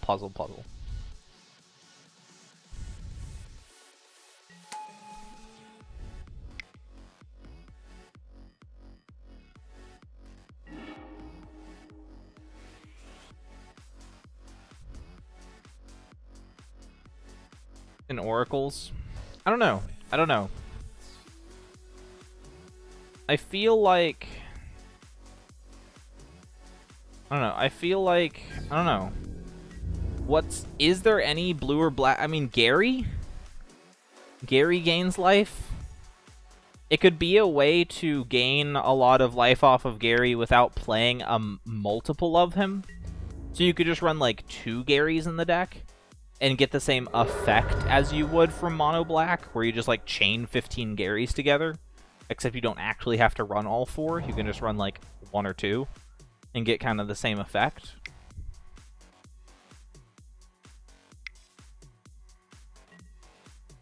Well, I mean, like, well, you don't need that many pips. That's the thing, is you don't need that many pips. You just need, like, 3 or 4 pips. You just turn them into a bad Siege Rhino.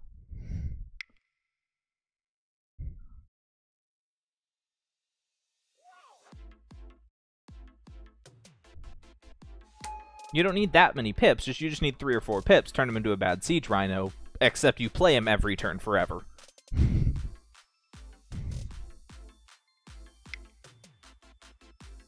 I mean, the alternative, I would say...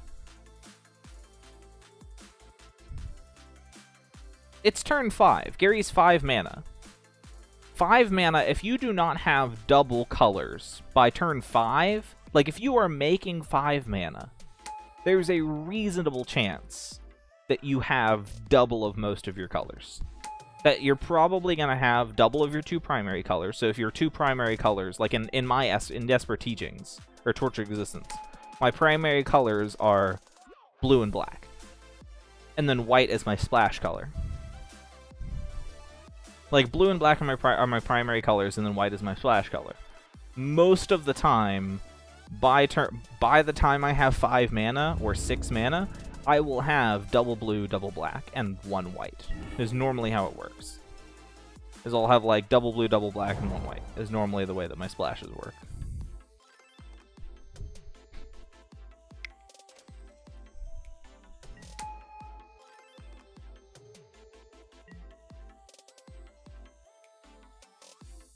Okay, so now let's see if we can catch him.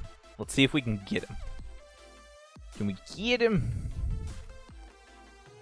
Okay.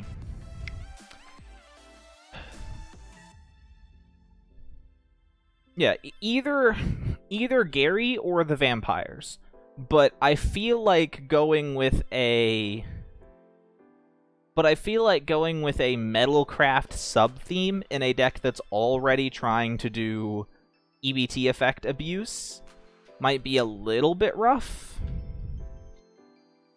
I don't know. I feel like that the deck might be trying to do too much at that point. That either Gary or the Vampire is an easy win condition for the deck. Of just like, oh, and now I'm going to play this every turn forever.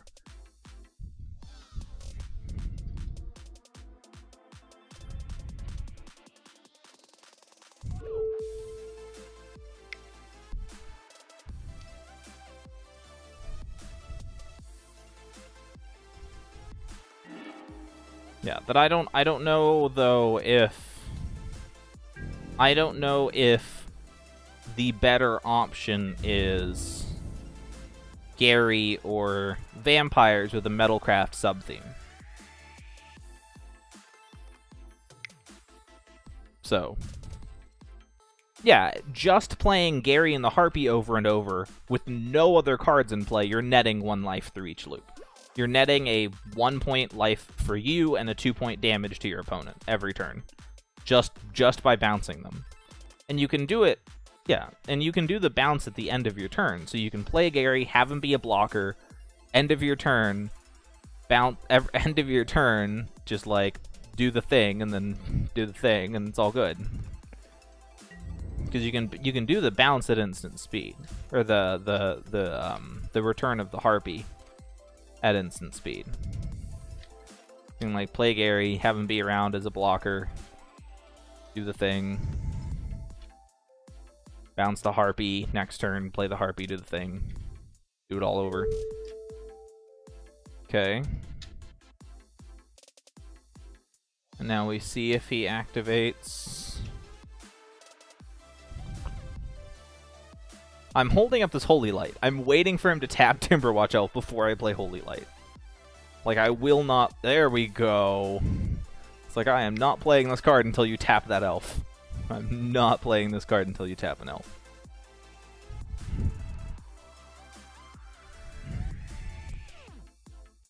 Yeah. Like, just Gary and the Harpy interaction with no other cards in play is 2 damage to your opponent, 1 life for you every loop. And yeah, hey, get there. I don't know. Here, let's see. Let's pull up Tapped Out. Let's pull up Tapped Out. We can do this. We can do this. I have faith. I have faith we can do this. Okay, deck builder, and then let's pull up Scryfall.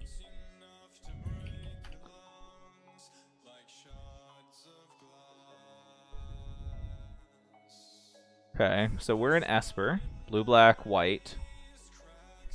And mana, CMC. What are we looking for?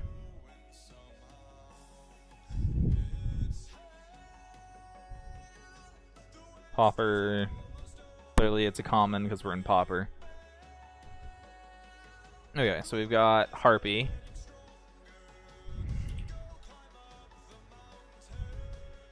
What? Okay.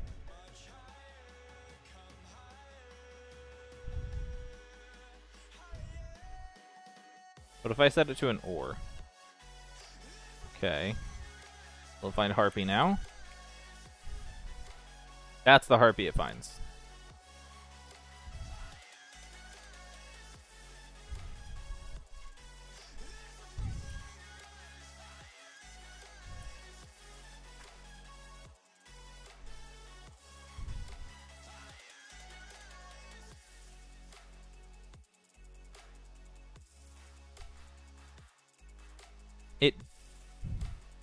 What if we just do this? No? Apparently Cavern Harpy doesn't exist. Apparently Cavern Harpy doesn't exist. What if we take off the Pauper restriction? No, Cavern Harpy doesn't... I'm sorry, Cavern Harpy doesn't exist. I'm sorry to inform you, but Cavern Harpy doesn't exist. No other boxes are checked. No other boxes are checked. We're going to magiccards.info. We're going to magiccards.info then. Because Scryfall's clearly broke. No, because I checked that. Because without multicolor checked, I clicked buttons. It was there? I find that hard to believe. Ah, we found it. It lives. It lives. Okay. Cavern Harpy does exist. Okay, yeah. So pay 1 life, return it to your hand. When it comes into play, return a blue or black creature. Okay. So most of the creatures that we want are going to be... So most of the creatures we want to play want to be blue and black. We got there. We got there. I don't know what I don't know what you're worried about. I don't know what you're worried about. Everything is fine. Everything is fine. Night Task.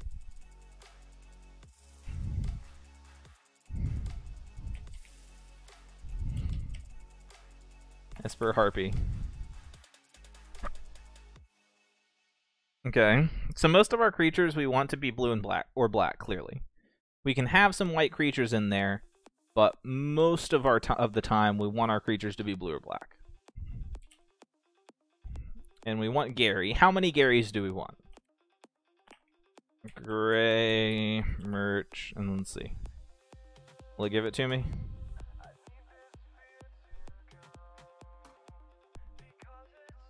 There we go.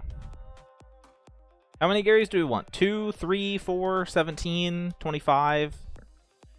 I don't know how many Garys we want. Oh, here, let me take off the deck thing, because that's irritating. How many Garys do we want? Yeah, I feel like 3 is correct. I feel like 3 is correct, because, I don't know, you've probably been here for this lecture before, but I feel like 4 is a card you want to see every game, and you're okay with having multiples in your opening hand. A 3 of is a card that you want to see every game, but you want 1 of in your opening hand. A 2 of is a card that you kind of want to see every game, but you definitely don't want in your opening hand. And a 1 of is a card that you don't really care if you see every game. So, like, that's kind of my thought process, and so I feel like by that logic, 3 of seems fine. It also is a 5-drop, so we don't really want a whole bunch of him.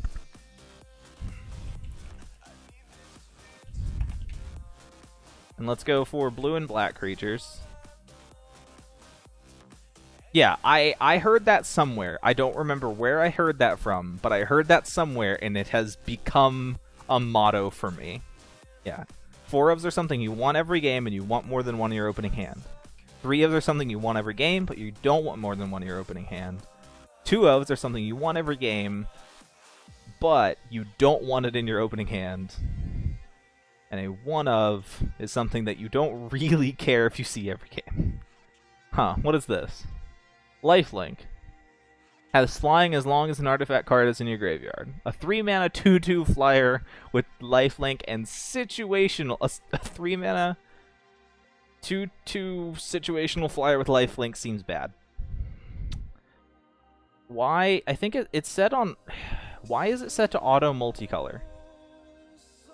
I think it's set to, like, auto Seagate Oracles? Yeah, Seagate Oracle seems good. Definitely abusable. That Seagate Oracle definitely seems abusable. I assume we run the full set of Seagate Oracle. I'm waiting for... I keep waiting for Tapped Out to autofill the field, and it's not. Like I keep waiting for Tapped Out to autofill in the field, and it's not. Oh, yeah, I need to... Prototype... Yeah, 4 of Oracle definitely seems right. That being able to repeatedly play Oracles feels right. Being able to abuse oracles over and over and over for like infinite card draw, basically, feels right.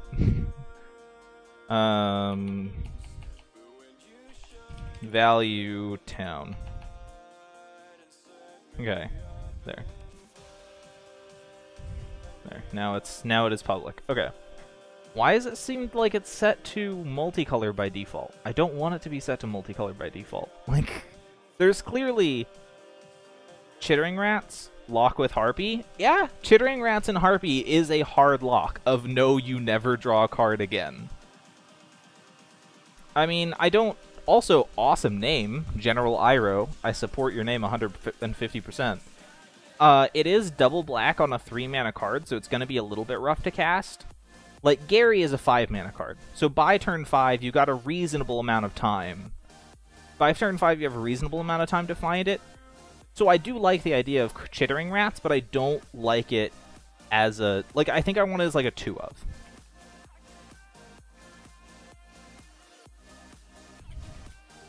Yeah, that 2 rats I think is okay, because we don't... We see it as it's a win condition, basically. We see it as a win condition. That we get rats, we get Harpy on the board, and we just lock the opponent out of the game. That it's a win condition. That we don't need it early in the game. We don't. We assume that that we're not going to get it early in the game. So, yeah, I'm okay with 2 rats. 2 rats seems fine. I'm also being irritated. I'm just going to go to magiccards.info. I'm just going to go to Magic Cards because Scryfall, I don't know how to work Scryfall. So... yeah, I don't know how to work Scryfall, so we're just gonna go with magiccards.info, and I want creatures.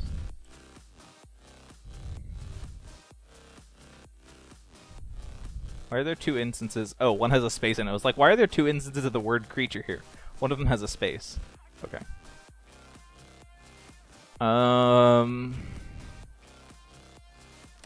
Flying, when he enters the battlefield, lose 2, gain 2, so it's a mini Gary.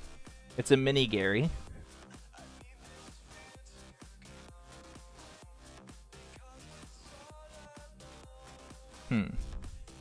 Yeah, I'm looking through to see what kind of creatures we're working with here.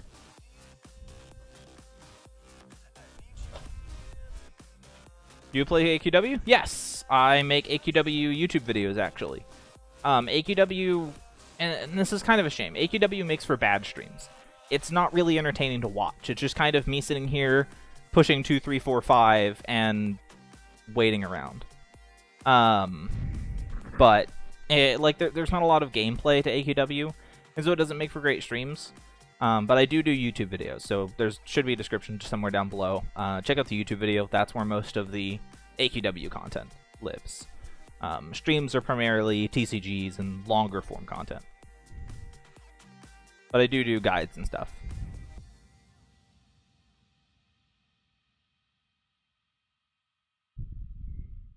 Yeah, the mini Gary seems okay. He's easier on mana. He's easier on mana because he is just single black. But yeah, he's still 4 mana. He does fly, which is not irrelevant. He doesn't block anywhere near as good as Gary. Like, part of the advantage of Gary is that you play him, he domes your opponent and resets the life totals, as well as having 4 toughness, which is pretty good. Castali Healer? Have we seen that one already? Was that one that I scrolled by? Castali Healer. Rally? It has Rally. It has Rally. So we'd need to have an ally sub-theme. We need to have an ally sub-theme. Are there enough allies to make work, is the question. I mean, I know there's a reasonable number of allies, but I don't know if there's enough to make it worth it. Because, okay, this is the deck that I want to kind of... Whenever I build any deck that's built around a card, I try and build it with the mindset of... And this is kind of how I evaluate any card, is... what is the worst case scenario for it? If it's okay at its worst case scenario, then yeah, I'll still probably run it. And I feel like the healer is just not great in its worst case. Like, it's really bad in its worst case scenario. Like, it's just, oh, it's a 2-mana, it's a 2-mana 1/2 that just drains for 1 when it enters the battlefield. And that's not the worst, but I feel like there are better cards that could take that place.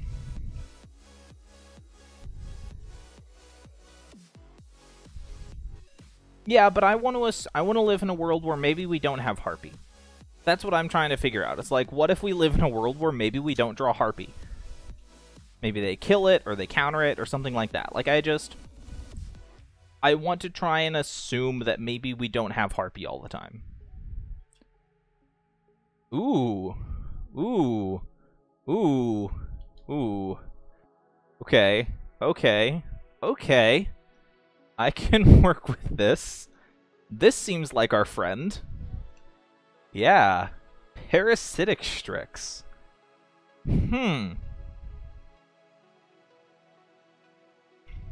Yeah. Yeah. Huh. Huh. Yeah, you get in here. Yep. Yeah. Yeah, you get in here. Because that's a card. Yeah, Parasitic Strix. That's what I'm talking about. This is a card that is much better, much more of the time. That worst case scenario, this is a 3-mana 2/2 flyer. Even if we don't get the ability, a 3-mana 2/2 flyer is fine. It's fine. It's not great, but it's fine. It's pretty okay. I am okay with a 2-mana 3/3 2/2 flyer. Best case scenario, we control black permanent and we drain for 2. So yeah, he wins as our mini Gary. We found the mini Gary.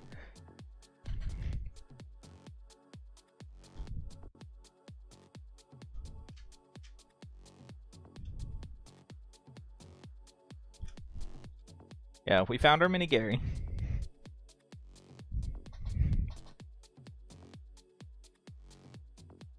Okay, so now we need more black permanents, basically. Because now we need more black permanents. So we have Chittering Rats, Gary, Harpy, Seagate, Strix. It's a blue deck. It's a blue deck, so we need cantrips. What cantrip do we run? Is this a Ash Baron's Brainstorm deck, or is this a Preordain Ponder deck? What kind of cantrips are we looking at here?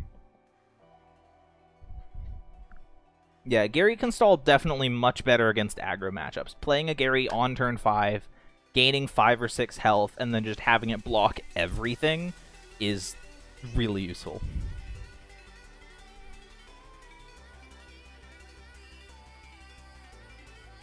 What kind of cantrips are we gonna look at? Is this a Brainstorm Ash Barons kind of deck? Is this are we looking at because Ash Barons is also pretty good for 3-color. Yeah, if we're going 3-color, then Ash Barons is definitely much better. Well, okay, let's think about it. What do we get for playing white? Why do we play white? Like, why would we play white here? What is our reasoning for white? Because we already have 2 cards that care about colors. The Harpy and the Strix. Oh no, I done screwed that up.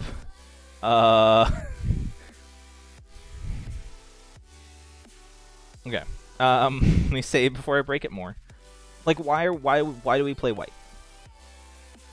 But I love Ash Barons, and Ash Barons helps mana fixing. Ash Barons helps our color fixing quite a bit. Ash Baron makes the color fixing much more bearable. But we already have 2 cards that care about color. We have the Strix and the Harpy that care about the color of our permanents. And so I don't know if we can afford to run white. That's kind of my issue. I mean, we could go for more... I feel like if we were going to go for white, we would go for the Metalcraft route. That would be like the Metalcraft route, and we would run Vampires as our win condition. And it would be like the Vampires and Skyfisher and that stuff, and like it would be more of a metal, like a true kitty deck kind of thing, but then running black for Harpy and Gary. But I feel like if we were going to go for white, it would be more of a traditional kitty deck. But that's me, is kind of my feeling of, okay, well, if we're going to run the white, then I want to get all of the value out of white that we can.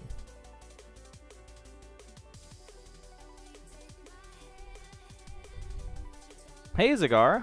Been a little while. Or Zaraga.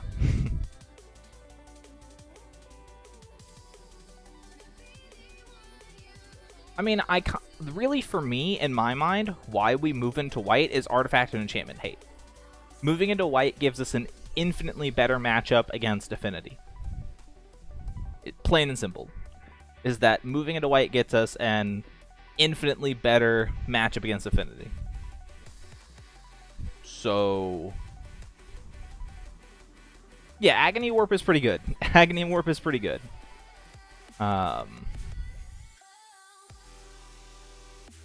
I'll figure out your name eventually. I'll figure out your name. It's only been like, what, 2 months? It's only been like 2 months. I'll figure it out. Well, what do we have for... let's search...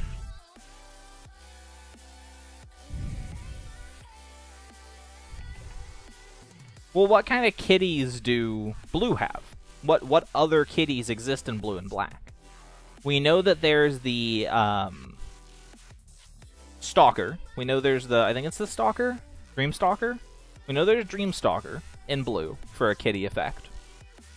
Because I'm just trying to figure out what other kitties do we have access to in blue and black. Because if we're not going to run the white splash, then I think we do need some other kitties. So let's see. Return to hand.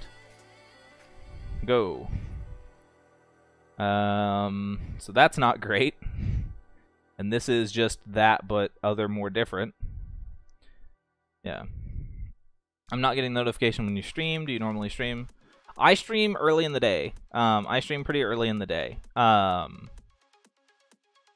Zaraga. For my time, which is Central Standard Time US, I stream 9 o'clock to 1 o'clock. So in the morning. If you're not getting notifications, you can try and follow and unfollow and refollow, and underneath the follow tab, there will be like a little arrow. Drop down, and then there will be a there will be a notification, notify me when this person goes live thing. Because I've had that happen before, that there's been a few streamers that, oh, I follow you, and then you just like don't show up on the page, but it could be because I stream relatively early. Yeah, Acid Trip only plays like Dreamstalker and Skyfisher. It's not unusual to be loved by... Zaraga, welcome back!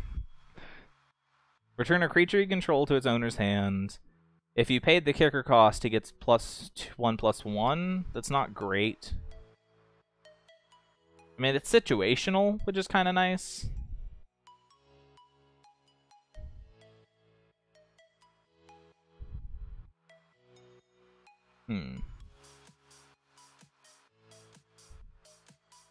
And there's our Harpy.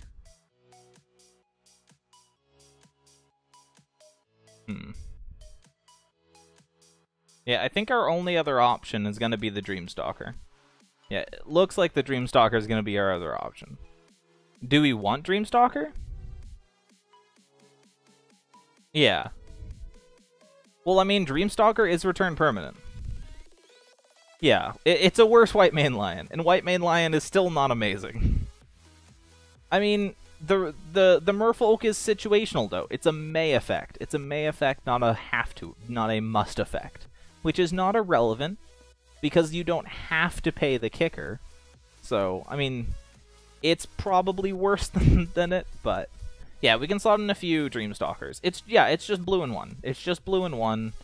It allows us to bounce our stuff with no downside to it. It doesn't go infinite like the Harpy does. The Harpy straight up goes infinite with Gary and Crypt Rats and stuff, but I think that running just a 4 of is not amazing. That you normally, for decks like this, you want 5 of, you want like 8 ofs. That 8 ofs are normally good. How many Dreamstalkers do we want? Do we want the full 4, or do we want 3? Because I'm thinking 3 on the Dreamstalkers. That they're good against aggro, they're more kitty effects, but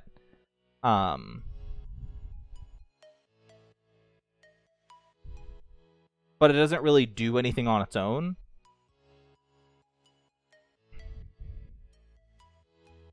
Yeah, that it doesn't really do anything on its own. What about Ghostly Flicker? Ghostly Flicker is possible, but I don't know if we...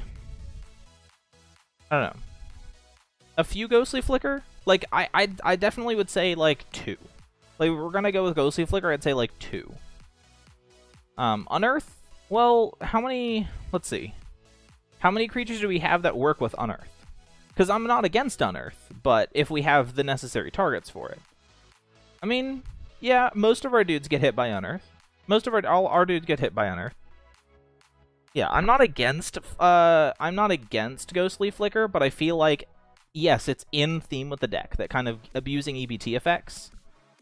That abusing EBT effects is definitely a good thing.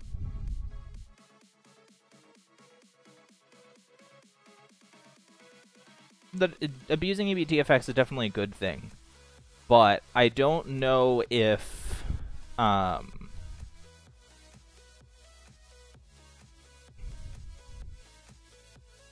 mean, not really. I mean, that's kind of why you run counterspells. That's what we have to figure out. Do we run counterspells?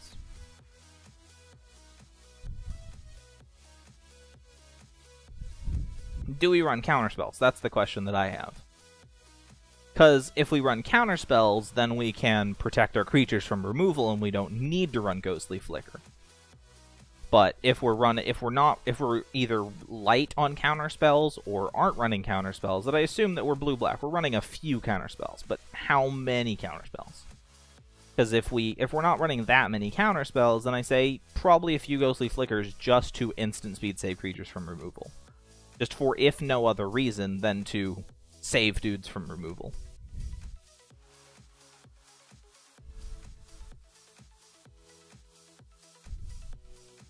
Well, I mean, we're gonna run removal. That I assume that we're running, like, a few Disfigure and Agony Warp and maybe a Chander's Edict or 2.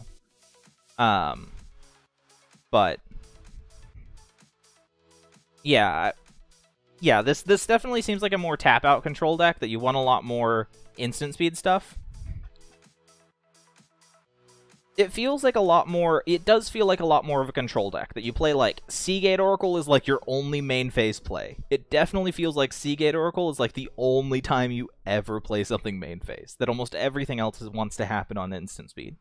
Because Harpy, you can bounce to your hand instant speed to save it. That Harpy's going to be almost unkillable. The Harpy is almost never going to die, because you can return it to your hands at instant speed, just by paying a life. So, like, I feel like this deck is going to be relatively redundant on the Harpy. That being able to focus on doing most of our stuff at instant speed would be nice.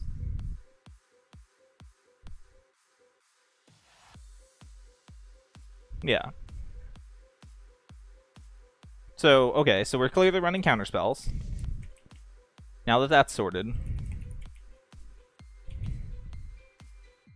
We're clearly running 4 counterspell. Okay, so, now the real question that I've tried to avoid up to this point.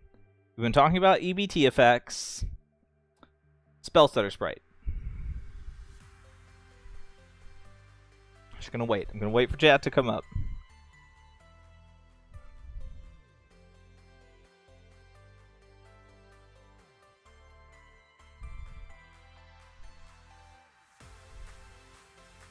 I'm waiting for chat to catch up to the Spell Stutter Sprite. No? No? Okay, cool. Cool. I'm good with that. I'm good with that. I'm good with that. I'm down for it. I'm down for no Spell Stutter Sprite. I'm just putting it out there. It's a deck that's using EBT effects. Okay, I'm fine with this. I'm fine with no Spell Stutter Sprite. It's a card that triggers me. Okay. I definitely do think that in almost any control deck, I always side on a number of dazes. A number of dazes. 1, 2, 3, 15, I don't care. I always like a number of dazes just for the fact that it's a mind games card. It's a mind games card. That I love Daze just because of the mind games. Yeah, here, let's get ninja. If I get spell right, of the deep. Well, there we go. Like, I couldn't remember if there was space there, so I was just gonna let tapped out autocorrect it. How many ninja? 4? How much ninja? How much ninja can we handle? Yeah. 4 ninja? So 4 ninja, right? I mean, we've got a few flyers. Though we've got Dreamstalker can easily just like not give a shit. Like the Strix and the Harpy can easily go unblocked. The Strix and the Harpy can easily go unblocked and be returned by the ninja. So do we run 4 or is this a like 2 or 3? Okay, so we have 1 vote for 4. Yeah, I'm voting for days. So we have a vote for four ninjas and we have a vote for days.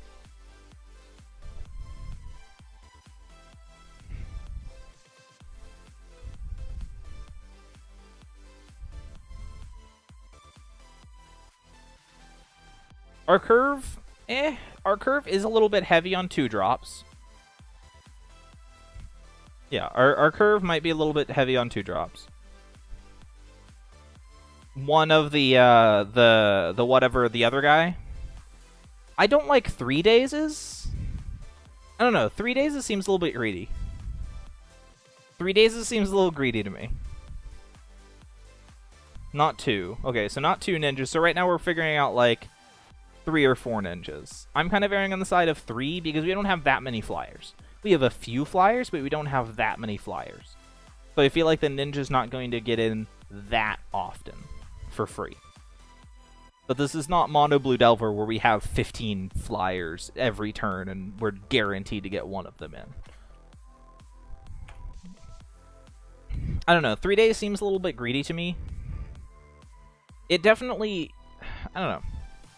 3 days feels a little bit greedy to me. It only feels greedy to me because we're the meta's slowing down a little bit. Just because the meta's a little bit slower.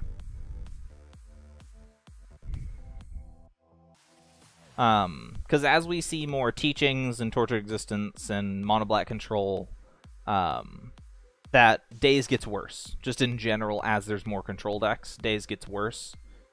And I feel like the meta will continue to slow as the weeks go on and we move farther out from Drake.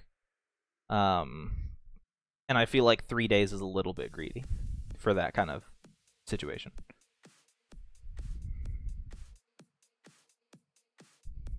Yeah, we can always take out Ninja. Wall of Distortion.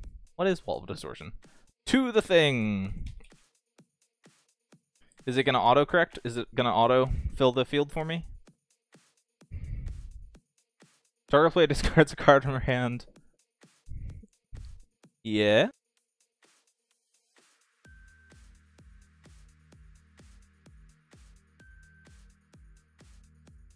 Yeah.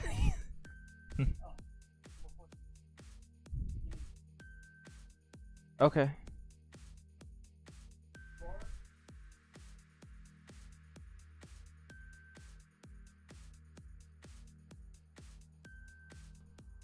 Yeah, this definitely seems like a no. This definitely seems like a no. Okay. I don't know. I feel like 3 days is a little bit greedy in a slower meta. That I like running a number of dazes. Because it does catch our opponent out. That it allows us to go turn 3 Seagate Oracle, catch them. Which always feels good. Blowing somebody out with a daze is one of the most soul-crushing things on Earth, and they will never do it again. They will never do it again. You catch somebody with a daze, yeah. You catch somebody with a daze once, and they will never do it again. They will never, ever again. Not even once. Daze, not even once.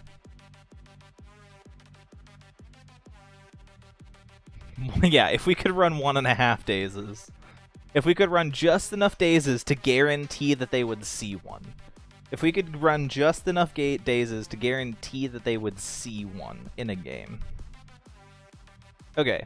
So, can we think of any other sweet... Oh, do we want to run the Black Ninja?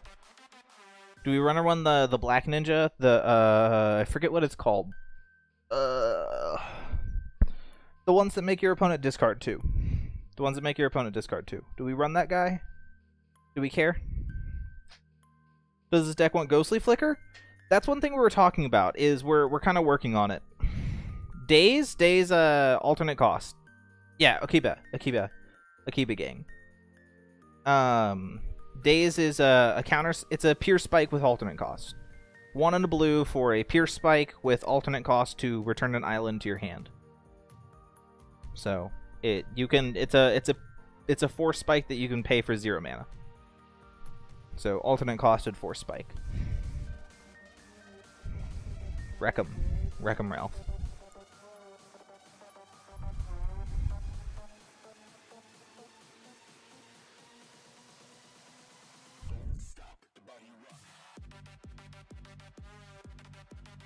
Okay.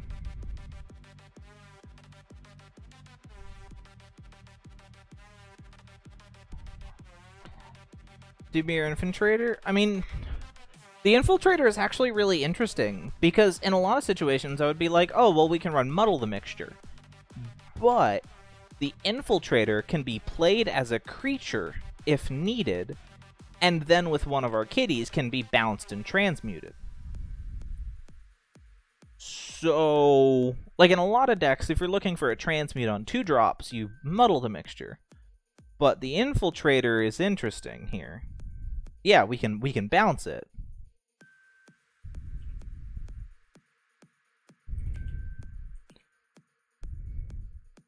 Yeah. That's interesting. I don't know. Chat? Do we have a vote on Dimir Infiltrator?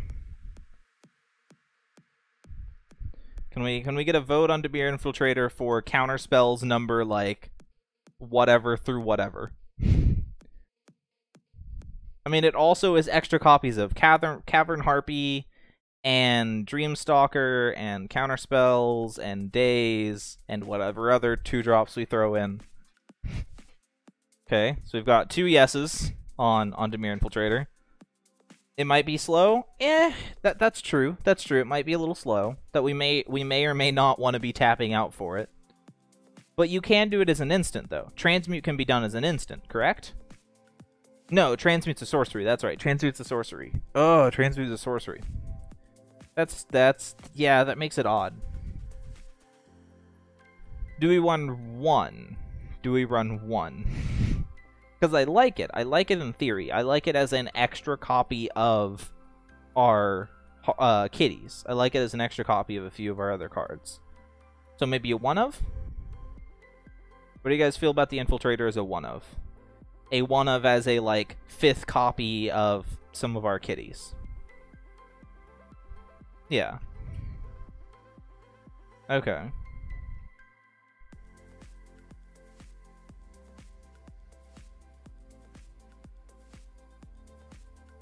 Okay.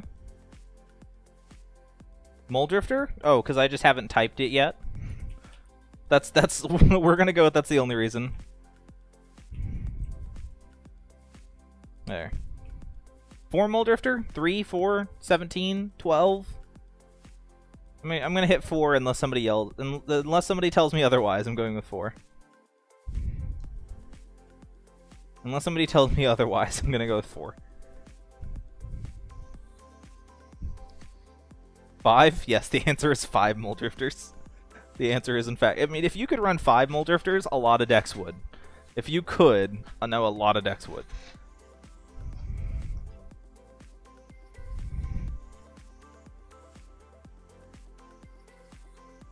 Okay. So I think that's it for our creatures. What do we run in the way of... the Undying Flicker?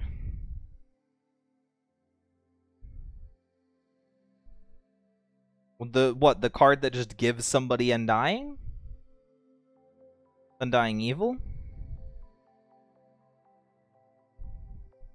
I'd seriously consider Undying Evil? I don't know if our creatures die enough for us to care about Undying Evil. That if Undying Evil is a lot more if we're on the Unearth plan, if we're on the plan of like Unearth, Undying Evil, that kind of stuff, that I feel like yes, but I feel like we don't want our creatures to die often enough to make Undying Evil worth it. That it would basically only be in there to combo with Muldrifter, and I feel like that's not worth it. Okay, so let's talk about removal.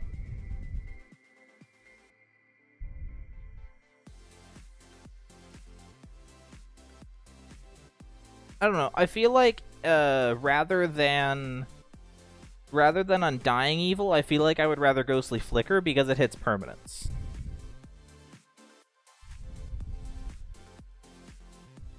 I feel like rather than Undying Evil in this deck, I'd rather Ghostly Flicker because it hits permanents. So that is my opinion, though.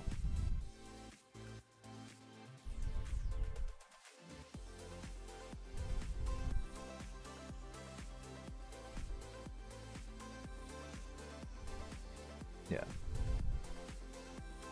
So what do we want for removal? Agony Warp seems good. That Agony Warp seems sweet.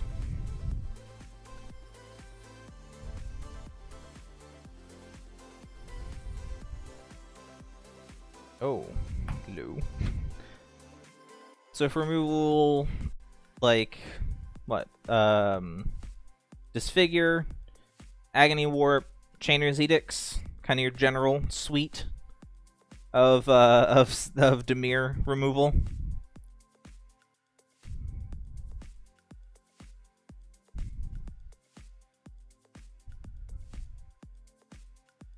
Oubliette?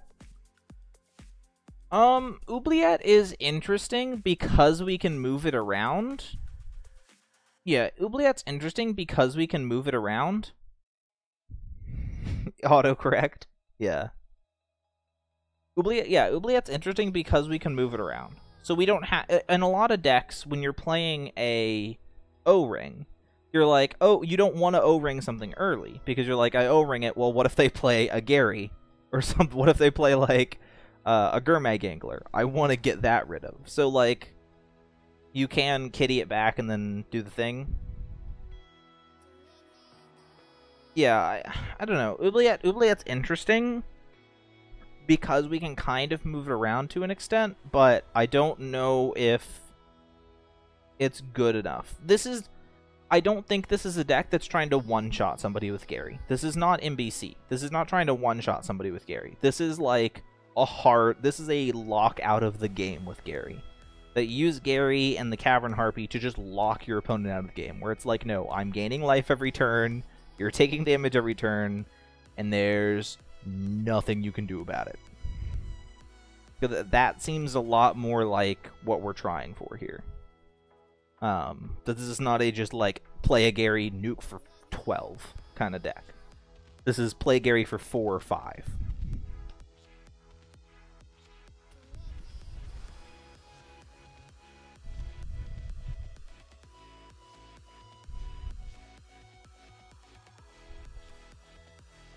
How much toughness do we have? We have a reasonable amount of toughness. We actually have a reasonable amount of toughness. Like, let's save real quick so we can look. But the Harpy itself only has 1, but Infiltrator has 3, Dreamstalker has 5, Gary has 4, 3. So we've got a reasonable amount. Murder is common. Yeah, we technically have murder.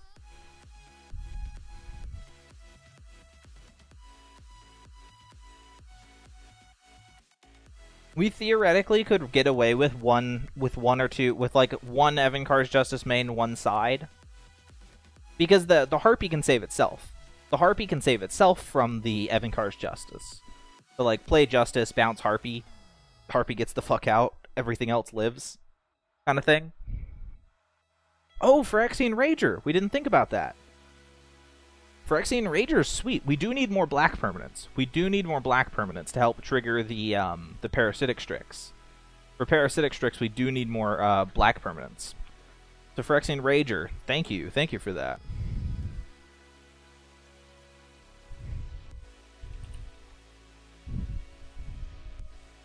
Yes. Now, did I spell it correctly? And will tapped out auto fill the field?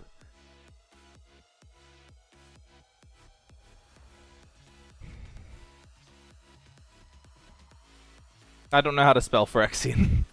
Somebody help. Send help. Is that it? Is that how you spell it? That is. Okay. Is that? Okay. Just making sure I spelled it correctly. Just making sure. Okay. Yeah, we killed off white. We kind of murdered white. Yeah, we murdered white in this deck. This deck doesn't want white. Yeah, okay, so one Evan Karjosis main, one Evan Karjosis side, I think.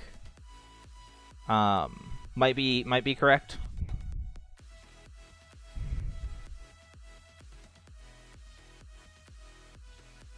Yeah. I'm trying to unlock my phone and I'm struggling. Just because, yeah, most of our creatures live. Most of our creatures live through it. Or most of the creatures we care about live through it. Like, Muldrifter dies, Parasitic Strix dies, but, like, most of the other dudes live. So. And we have kitty effect so that we can save the dudes who we want to save. Like, we can play Cavern Heart. If we have a Chittering Rats out there, we can go, like, Harpy, Bounce, and the Chittering Rats. Yeah, for even having just Justice in the sideboard for things like Delver and Delver, Stompy, Elves. Okay, we can run some Justice sideboards. Some sideboard Justice. Evan Carr. Come on, tapped out. Please autofill the field. Please. Why does Justice never want to autofill? Why does tapped out never want to autofill the field for me?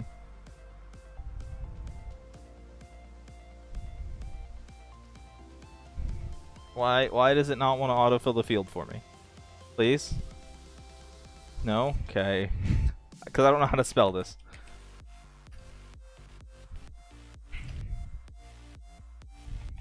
I don't know how to spell this.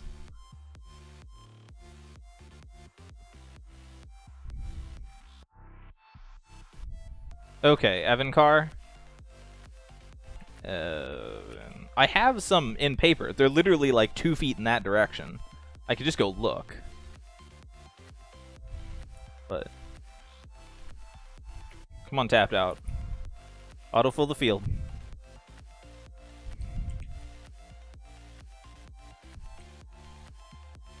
Come on. Let's see if it likes it. Did we get there? We got there. Okay. Okay. So. Okay, so we run Agony Warp. We never actually added our removal to the deck. So Agony Warp as a what? 4 of? Agony Warp as a 4 of. Chandler's Edict as what? 4 of, 3 of, 7 of, 12 of, 29. Yeah, we do have a couple of high cost things. I think that 21 or 22. Either 21 or 22 sounds right. Then we have like 1 Gary. And we are a deck that's going to want a little bit more land. We are going to want to kind of get to like 7 or 8 lands so that we can loop our stuff and really actually just lock somebody out of the game.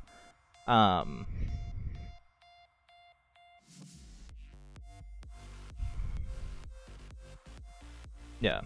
Yeah, I that's the way that I build decks, is like throw all the stuff in the pot, and then once you've got it all figured out and you've worked out all the stuff, then you can go back through and trim the stuff that doesn't work with the plan anymore. Then you can go through and trim what doesn't work at that point. Okay, so we'll Trainer's Edicts 2, and then we can run a few more sideboard.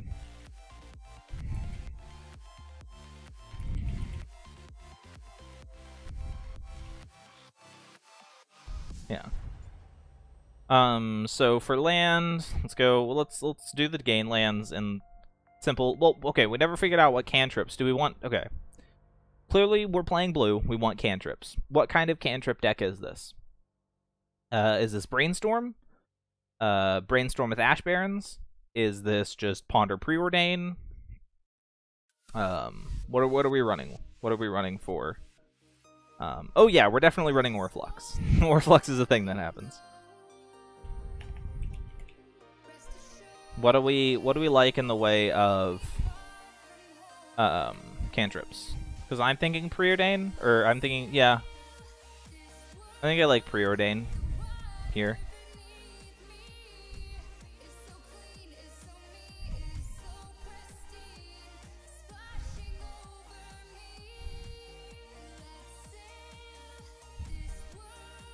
Yeah.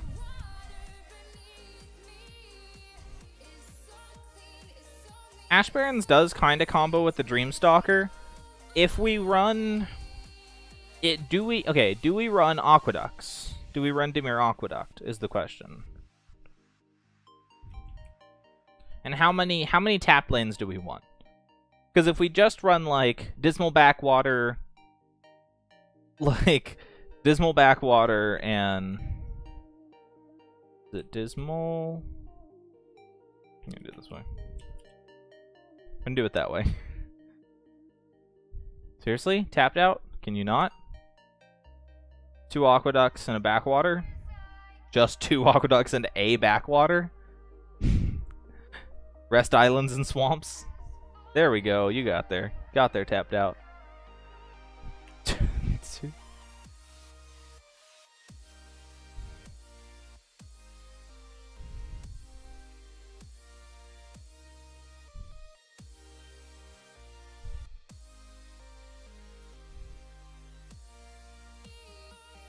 Plus the Barons.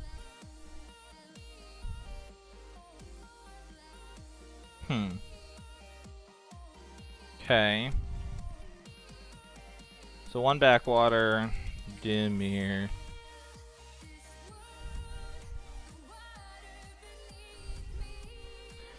Ash Barrens, I don't know. Ash Barrens is interesting if we're running Brainstorm, but I think if we're not running Brainstorm, then Ash Barrens is irrelevant. That's the decider. Yeah, that I feel like we're not running Brainstorm. We kind of sided on that we're not running Brainstorm.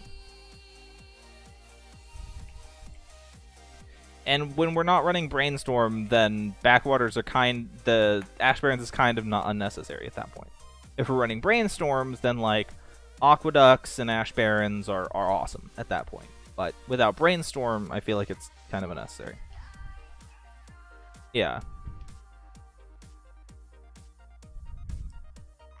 Yeah, no Ash Barrens, no Ash Barrens. Okay, okay. So Backwater, and then let's go with like 2 Aqueducts.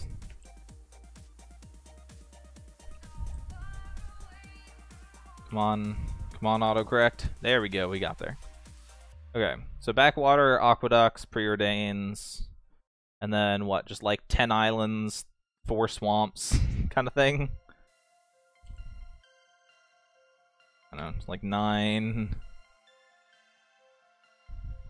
4, and then hit the save button and see what happens. Hit the save button and see where we end up. So what are we at? 67. So we've got a few cuts to make.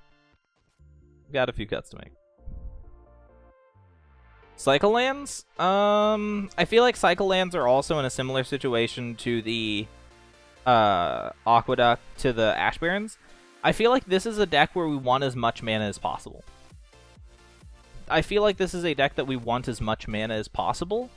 And I don't think cycling lands help with that. Here, you guys can see for a fact, I don't use ad block. Tapped Out has gotten mad at me in the past for saying that, hey, these sites experiencing difficulties. This may be caused by people using ad block. I provably do not use ad block. Screw off. I've had Tapped Out get angry at me before for using ad block. But I don't use ad block. I don't. There's proof. So we're at 67. You guys can't quite see it. Like, you guys can't quite see it, but we're at 67. We're at 67 cards. So I think we've got to cut a few things.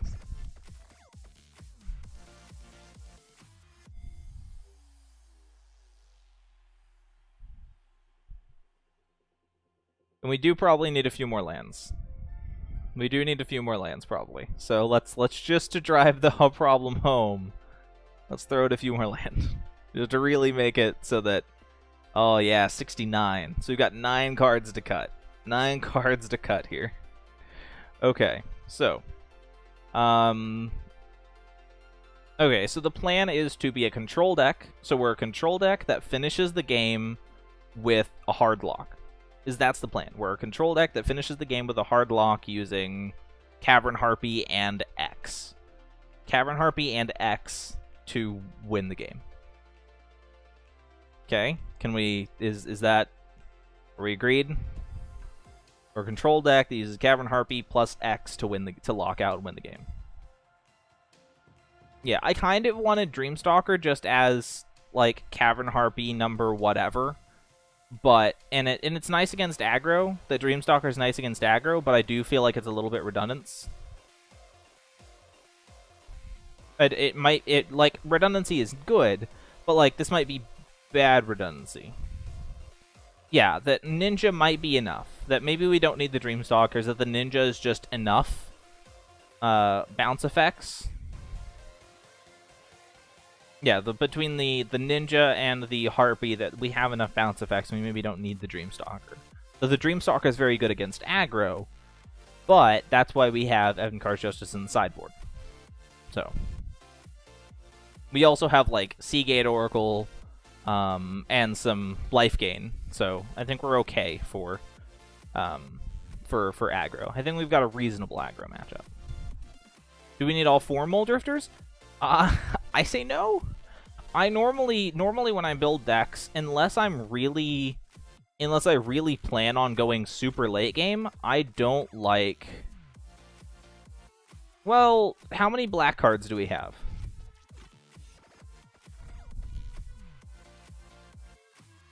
Okay, well let's talk about this. What are the chances that we will have a black card in play before we play Strix?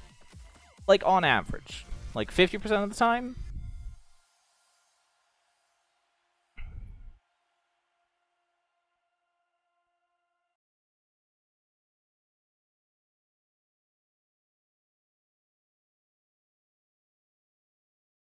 Like, in the early game. Like, turn 3 or 4. Like, turn 3 or 4, what are the chances we have a black card in play?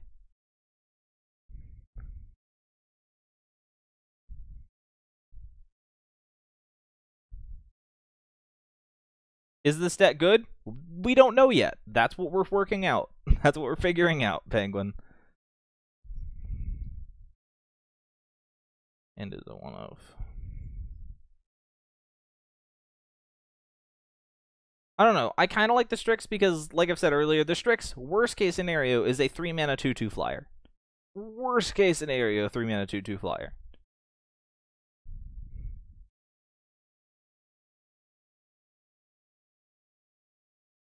Okay, well, let's figure out what all does the Infiltrator grab. Chainers, Agony Warp, Counterspell, Daze,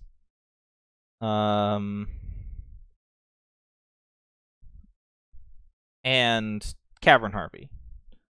And as a 1-of, being a 1-of that gets all of those cards, I think I like it. I think I like it as a 1-of that gets all of those cards. I think I want to keep the Dimir Infiltrator in.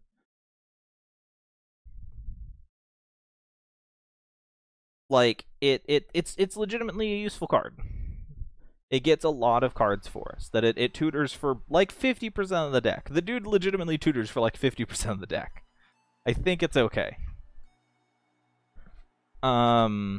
Strix, I'm okay with definitely cutting, like, 1 of each of these here. At least. Yeah. that like going down lower on some of the removal pieces. Here, let me. My music paused. You know what? I'm gonna put on. There. There we go. Okay. Epic sax. Okay. Like Parasitic Strix is just kind of like our mini Gary. It's our mini Gary. It can be our cheaper costed Gary as well as a extra copies of Gary, basically.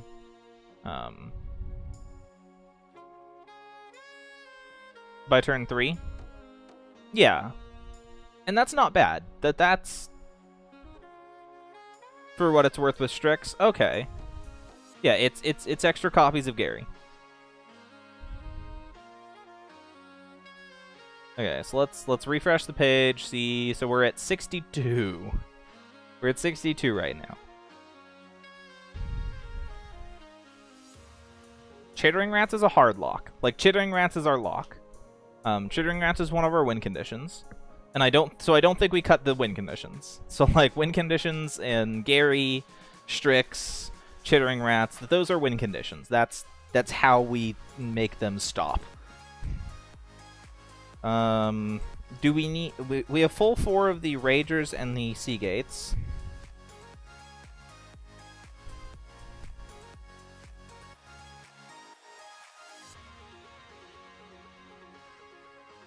Yeah, Rager and Oracle are competing with each other. So, yeah, that's what I was saying. It's like, we have full 4 of these, so we can just 3 of 3-3. Yeah, 3-3. Yeah, 3-3 on each of the Oracles and the Ragers. And now we're down to 60. This is 60 cards. Well, Oracle digs 1 card deeper. Oracle digs 1 card deeper. So... Like, Oracle digs a card deeper than the Rager, but the Rager can pick a fight a little bit better. So, they have ups and downs. The Rager hurts us. The Rager hurts us. So, that's a thing. Okay, let's refresh. Let's look at it. Hey, let's go to the spoiler view. Where's the spoiler view? There it is, spoiler view. Just so you guys can easier see on stream. Because I know sometimes reading the cards is a little bit rough on stream. But here's kind of what we're looking at, vaguely. Yeah, it's black, which is relevant for the Strix.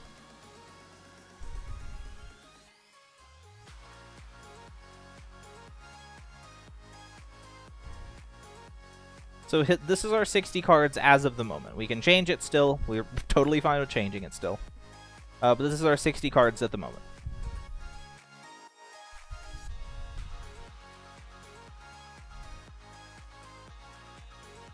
I have about...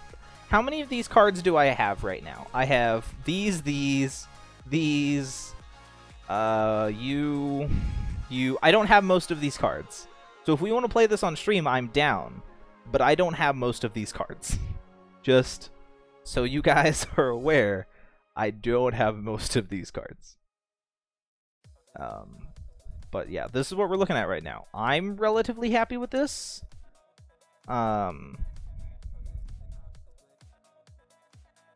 Yeah, that I'm relatively happy with this, if you guys are.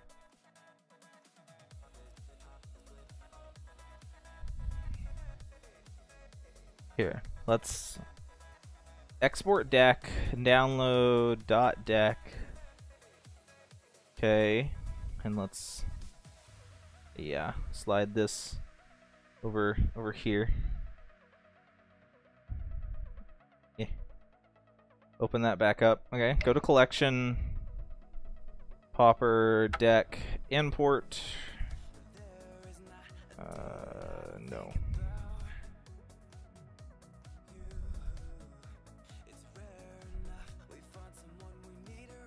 Did it not?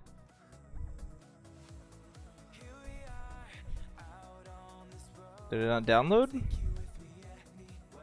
Download.deck. Yes.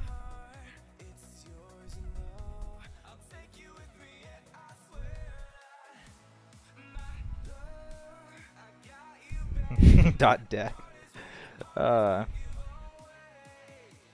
Okay, it downloads. Okay, so there it is. It's theoretically exists. I think I'm just gonna have to change it to like all files, and then we'll find it this way.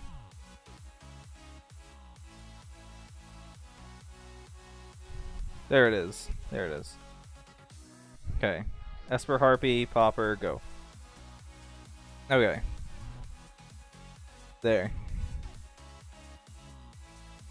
Okay, so how many of these cards do I have? How many do I need? The answer is probably a few. I have a Lance. That's nice to know. I don't have Preordain. I don't have Daze. Agony Warp, Harpy. All of these. All of these. Here. Let's add to wishlist. Add missing cards to wishlist. We do need to work on sideboard. We never made a sideboard. Here. Let's sideboard. Let's sideboard. Time to sideboard. We got a sideboard. We never made a sideboard. Okay, so right now we have Evankar's Justice for aggro. We have Auraflux for Boggles. Do we need 2 Auraflux or 1? I'm gonna go with 1. We have another Edict. What else do we run? What else are our sideboard cards? Okay, let's open back up Magic Cards.info. What do we want for sideboard? Does blue and black have any way to fight Affinity? Do we literally have any option for Affinity? That's my question. Do we have a way to deal with Affinity? 2 relics, okay.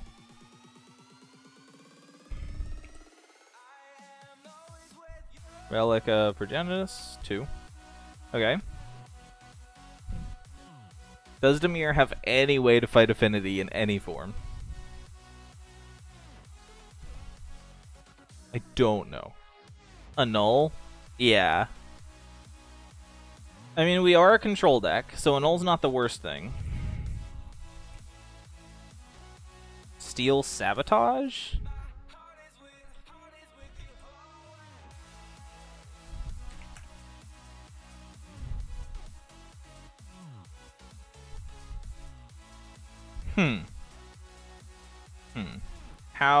How many artifacts are we running? We're not really running any artifacts outside of Relic. So I don't think Steel Sabotage works here, but I think Annul is better than Steel Sabotage in this situation. Unfortunately, I think it's that Annul's better. Here. Do we run Dispel? What spell? Dispel.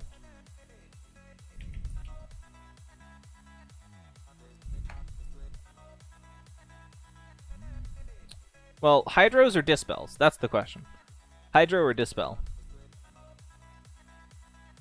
Yeah.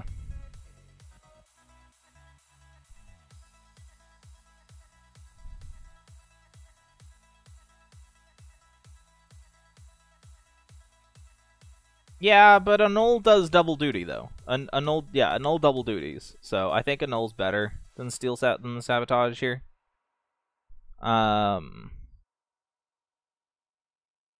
Yeah. Yeah, we have some life gain, but it's not till later in the game. Like, we need to have, like, Parasitic Strix. We have gain lands, Parasitic Strix, but we don't really gain life until we hit Gary. So, Hydro to help with our burn matchup.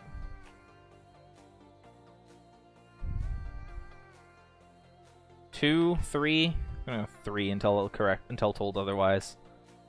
I'm gonna go with 3 till told otherwise. Do we want more removal? Okay, do we want more removal in sideboard? Do we want more single target removal? Edicts, what do we want? We already have Justice and another Chainer's Edict in here. Do we want like a Victim of Night or Disfigure? Do we want more removal in sideboard? Or, well, what other matchups do we need to account for? Tron? Do we run Choking Sands? Do we run Choking Sands for Tron? Or do we just concede the Tron matchup? How many swamps? Currently, I think we're on 4. I think we're on 4 in addition to 5 swamps. So we're on 5 swamps in addition to the dual lands. 5 swamps in addition to the duels. Spreading Seas over Choking Sands?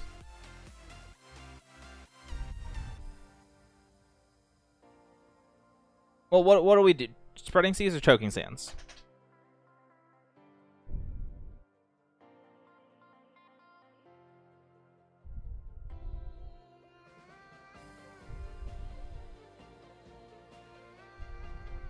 Choking Sands is one black,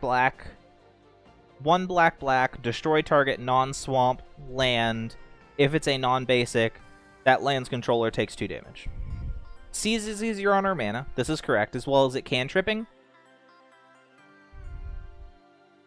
So okay, so Sands is destruction. Sands is land destruction.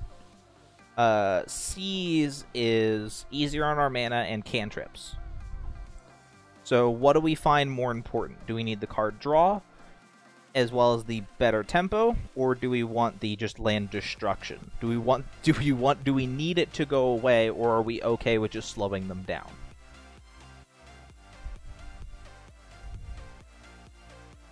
Yeah. Okay, so Seas.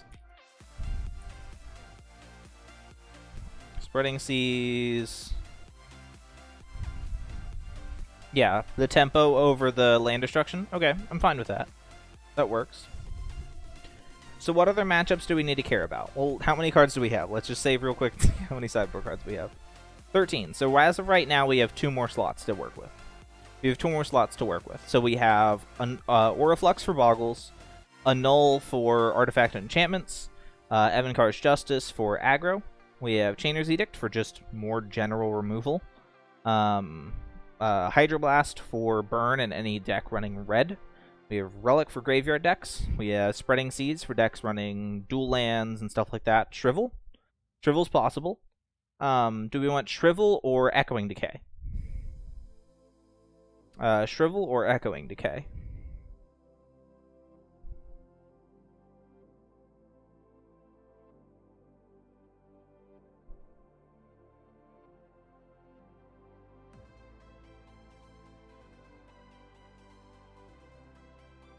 Like, what other matchups do we need to account for? Okay.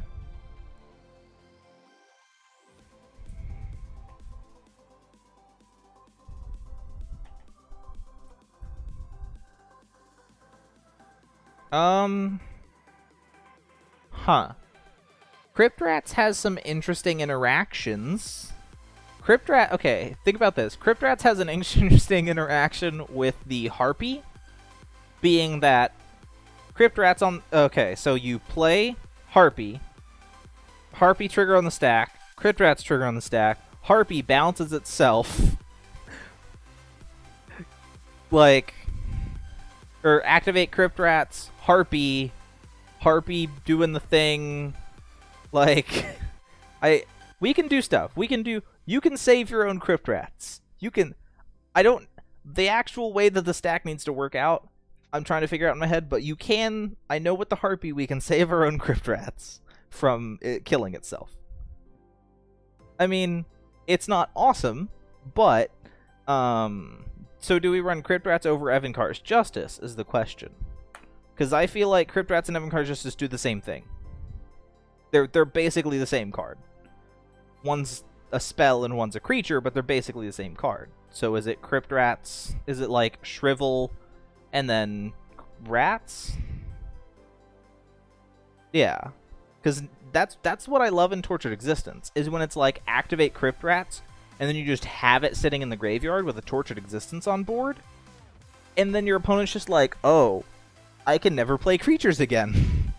It's an amazing thing. It's an amazing thing when you just like have Tortured Existence on board and a Crypt Rat's in your graveyard, and your opponent's just like, I can never play creatures again. I can never cast creatures again, ever.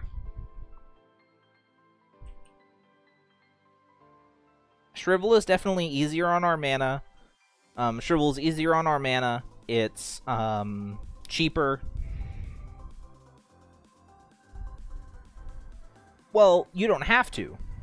Crypt Rats can be activated in instant speed. You don't gain life off the Justice. You don't gain life Justice. Justice deals damage to everybody. 7-card Justice is 2 damage to everybody and everything. Justice does not gain life. Justice is 2 damage to everybody and everything. It's the same card as Rats. 7-card Justice is the same card as Rats. Except one's a spell. Shrivel's faster, cheaper on mana, but Crypt Rats can kill bigger things and is more of a true board wipe. So, okay, so Rats, Shrivel. So now we're down to, I think we're down to 1 slot left. Yeah, 14. So we're at 14. So we have one more slot left. Are there any matchups that we need to cover still? Are there any matchups that we need to work with? That we need to figure out? Let's go into Goldfish real fast. Metagame, Popper. So we've got Burn on Hydros. Blue is...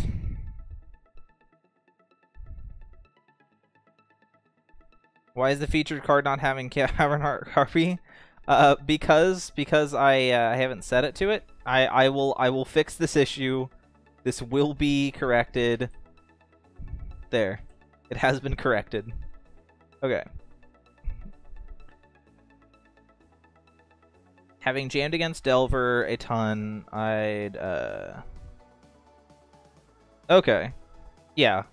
Well, that's why we're running a mix. That's why we're running both Shrivel and Crypt Rats. Because Shrivel it's cheaper, it's easier on our mana. I think the deck name is Esper Harpy, but it's not Esper anymore. The deck's not Harpy anymore. I don't know. What's some punny name? You guys work on some punny name for Harpy. Kitty? What's our plan for Kitty? Just not die? I mean, we're kind of doing the same thing. Us and Kitty are kind of doing the same thing. Just not die? Is that our plan for Kitty? Cap a Harpy?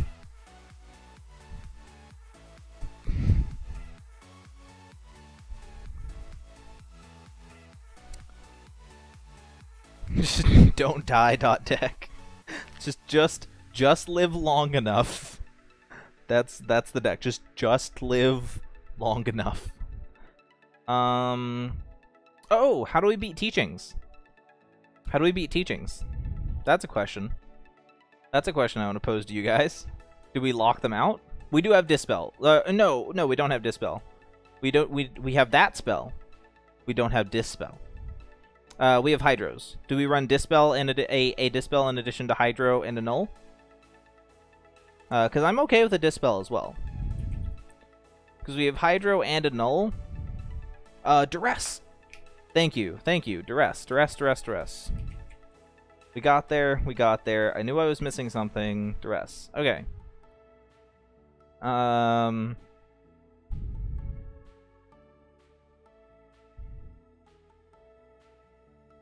Yeah, Duress you kind of want like 12.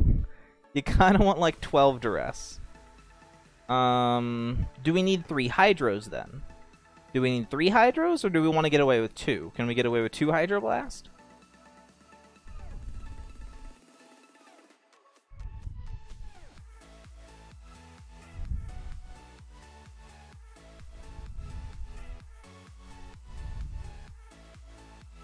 Okay. So 2 Hydro, 2 Duress. So right now we're looking at 2 Annul, 1 Auraflux. Here, I'm just going to like zoom in the screen a bit for you guys. There. 2 Annul, 1 Auraflux, Chainer's Edict, 2 Rats, 2 Hydros, 2 Relics, 1 Shrivel, 2 Spreading Seas, 2 Duress. Do we want Relic or Spellbomb? We can get away... We are running black. So we can get away with Spellbomb, but I do like the constant tick of Relic. I personally prefer the constant tick of Relic. Of just Relic turn 1 and then just the slow tick, tick, tick, tick, tick. I prefer.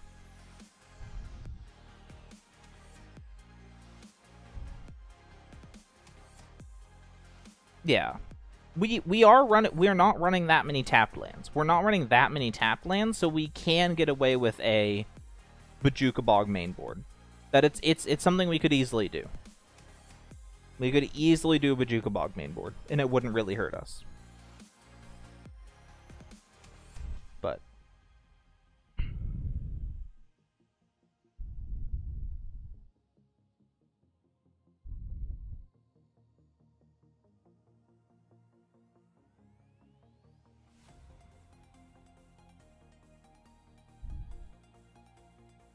yeah, that we can afford to run a Bojuka Bog main board, and it doesn't really hurt us that much. So we only have 6 tapped lands in the deck. There's a whole 6 tapped lands in the deck. So a 7th increases our chance of seeing one in a game by like 2%. So in exchange for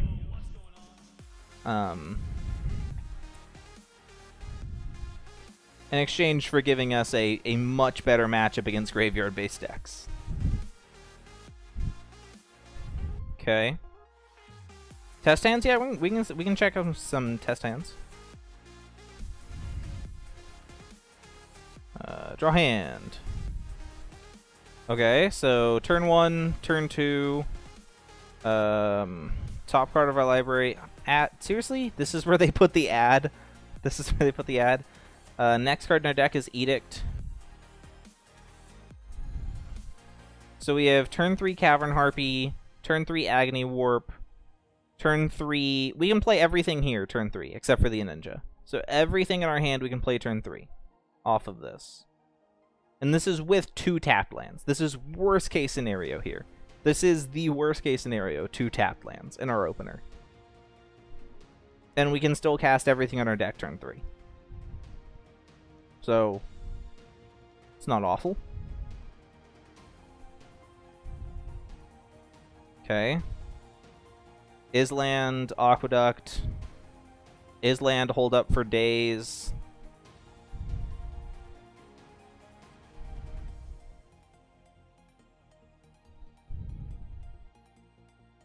Okay, well let's import the sideboard into MTGO. Let's plop the sideboard into MTGO just so we see, because I know I have most of these sideboard cards. I know most of the sideboard cards I have. I know that much. Yo, what's going on? Come on. There we go. Okay. Annul. I think I only have 1 annul, but I'm pretty sure I have most of the other cards here for sideboard. So sideboard, I think I've got most of. Oh, I don't have an Auraflux? How have I survived all this time without Auraflux? How have I survived all this time without Auraflux? Edict. See, this is a series that I want to get going on my channel. I want to get every week. I want to do this. I want to build a deck with stream. I want to sit down and do this and brew a deck with stream for a day. Like one of our days would be brewing and testing. That would be one of our days on stream. Would be Auraflux and would be streaming, would be brewing and testing. And then the next day would be running it in a league. Is like Monday would be brewing and testing, and then Tuesday we'd run it through a league. Like this is a series that I would really want to do on my channel.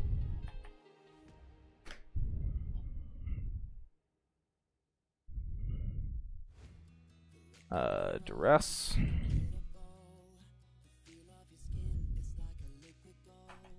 I don't have Hydros. Relic. I think I just have 1 Relic. Oh, I do have 2. When did I do that? Shrivel. Do I have Shrivel, or do I have its ugly brother? I do have Shrivel, okay. I didn't know if I had Shrivel or one of the other functional reprints. Yeah. Yeah, that's what I want. Is every week be able to like have like a 2 or 3 hour stream of like watching the deck building process, and then the next day you'd get a video of like, okay, well here's how that deck performed, and we can do like a wrap up of like, we can change this and do this, and this is how the deck did, and these are the things that we learned, kind of thing.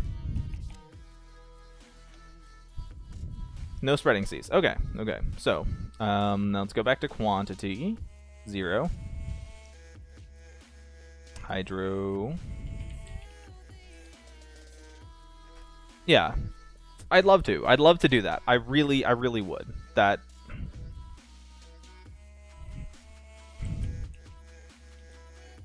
Yeah. Yeah, that being able to do something like this every week, that every week on stream, being able to brew with you guys and test a deck and refine it and then run it through a league and see how it actually performs in real life. But that's something that I really want to do. Like that's an idea I've had. It's literally over there written on my whiteboard as like stream things. That's something that I've wanted to do for a while on here.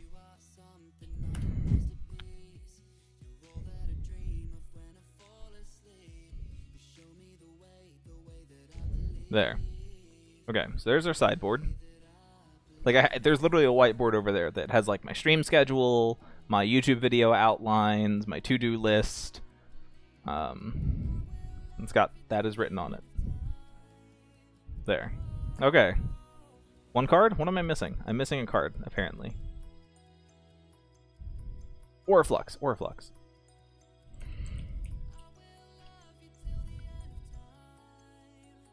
Yeah. There. We have deck. We have deck. Okay. Here it is. Here it is in MTGO. It's not finished. I need the cards, but this is what it looks like.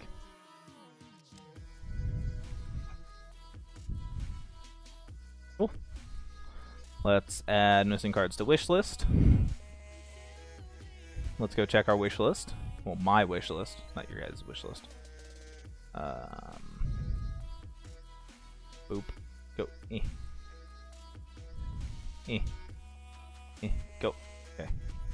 Now I gotta try and decipher which of these are... Okay. And that's where they stop. I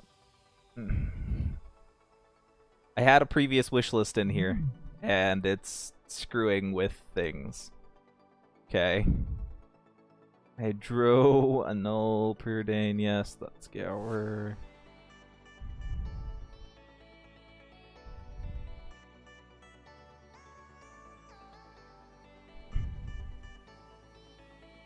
Remove all re-add. See, that would be the easy way to go about it, though. And we can't have that, can we? That would be the easy way. We don't do the easy way here. We ain't bitches. There we go. Okay, so there's the wish list. So 36 cards, right? Let's double check. Okay, 36 cards. What does this cost from Card Hoarder? Let's go see. It's not gonna be cheap. It's not gonna be cheap. The Hydroblast and the ninjas. The Hydroblast and the ninjas are gonna suck. Yeah, the Hydroblast and the ninjas are gonna suck. Let's go see. Go see. I'll get what I can, because I think I have like 0.3 tickets or something like that. Select wish list. And then it does the thing. Oh, so it doesn't have some of those? Okay. Oh, it didn't update my wish list all the way? Okay. You can leave. Everything else good? Okay. So even not having everything here, 16 tickets. So yeah, it's gonna be about 20 tickets. So it's gonna be about 20 tickets to finish the deck. A little over 20 tickets to finish out the deck. Okay, how many of these could I theoretically pick up from a free bot? Probably not a lot of these. Like a null, maybe? And the parasitic Strix? Probably. Not a lot of these could be picked up from a free bot. I know I've seen Phyrexian Ragers from free bots in the past. What is seriously? Is the Phyrexian Rager from EMA Not cheaper than the other one? They're the same price. Okay. Normally Masters printings are really, really cheap. Yeah, that's the thing. It's like, I need to just get these expensive cards and get it out of the way, but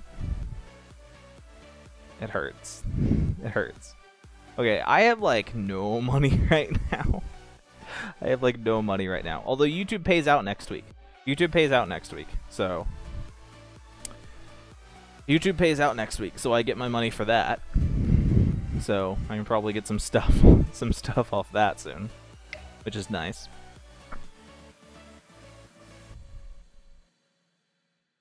Yeah, I have like no money.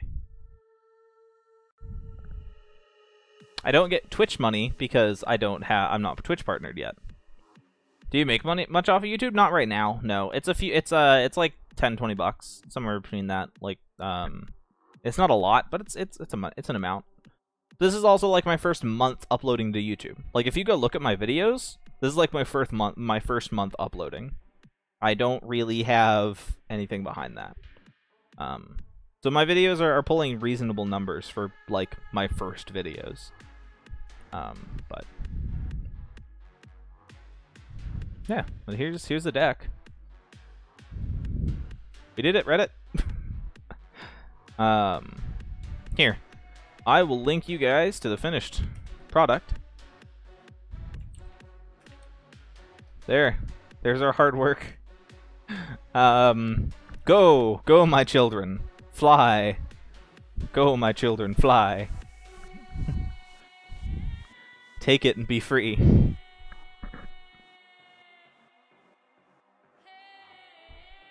I'm trying to think of how many cards I have in paper for this deck.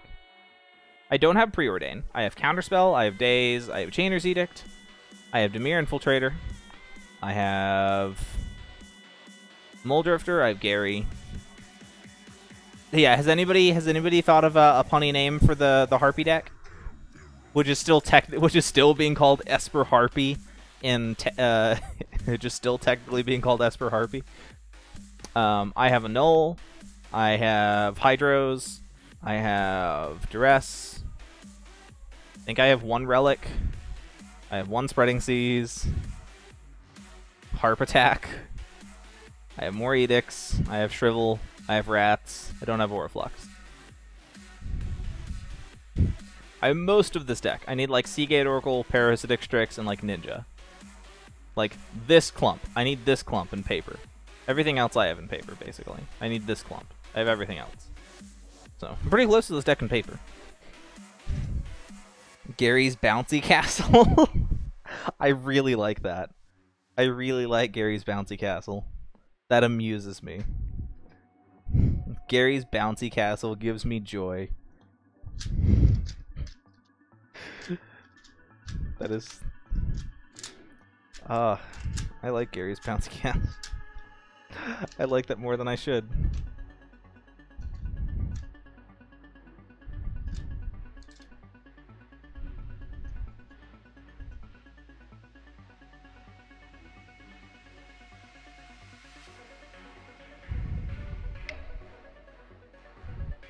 Here. What do you guys? What's the consensus on Gary's Bouncy Castle?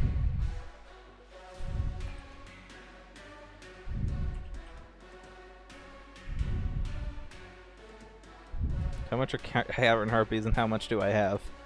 Okay. So I can get a few Cavern Harpies. Okay, so I can get 3 Cavern Harpies. Too many syllables.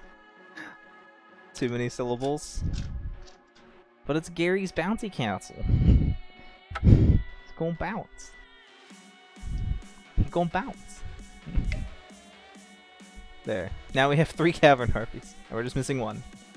Now I'm just missing 1 Cavern Harpy. We will do this. We will do this. Here. You know what even? Puka. We're gonna go to Puka Trade. Oh my gosh, I'm so tilted by Puka Trade right now. Okay, so this list of cards on Puka Trade, this list of cards has been here for 2 goddamn weeks. For 2 weeks, this list of cards has been here on Puka Trade. You want to know how many coins? I have 1,000 points. I have 1,000 points. Yet this list of cards has been sitting here for 2 goddamn weeks. Oh, I'm so angry at Puka Trade. Just give me the thing. Just give me the thing. Cavern Harpy. Want. Yes. Okay. Spreading Seas, Oriflux.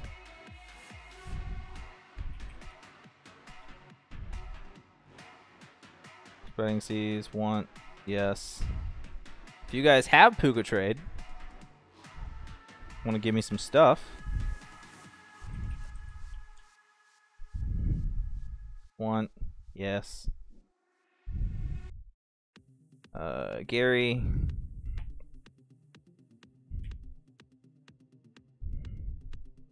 He was apparently printed to Commander. I forgot about that. Give me some Gurries up in here.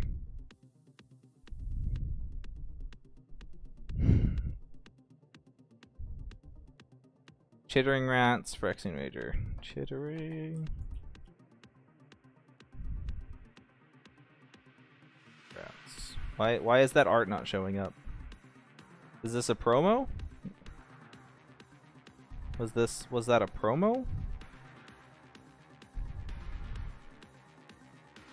Okay.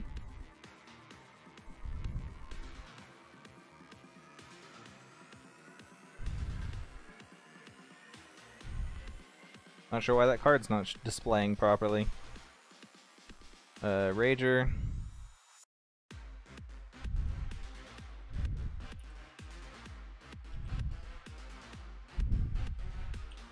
Oh, I forget that typing in Phyrexian doesn't actually narrow down your card choices at all. Just typing in the word Phyrexian, unlike almost every other card search on Earth, just typing in the word Phyrexian narrows it down by, like, none. There's still, like, 30 possible options for the word Phyrexian. Okay. Seagate. Seagate, Ulrical. You. Okay.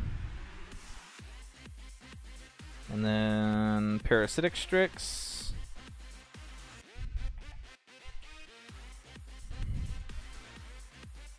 There it is.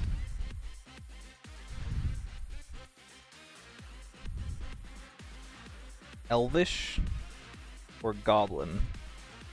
Yeah, those don't do great. Those don't do great. Agony Warp. Agony. Okay, they're the same price. They're the same price. Probably people are probably gonna have more Modern Masters printings though. Modern Masters is probably more common. How many Agony Warps do we run again? 3? Okay. Couldn't remember. Agony Warps, Days. Days are going to be expensive. Preordain. Yeah. Preordain. Wow. The dual deck is expensive. That's because, well, dual decks were never really released online, so that makes sense. That makes sense, though. Those dual decks were never really released online. My cards. How much does that come out to? 628? Okay.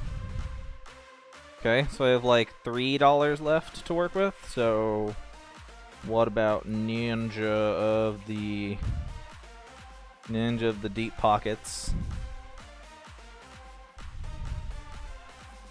Okay.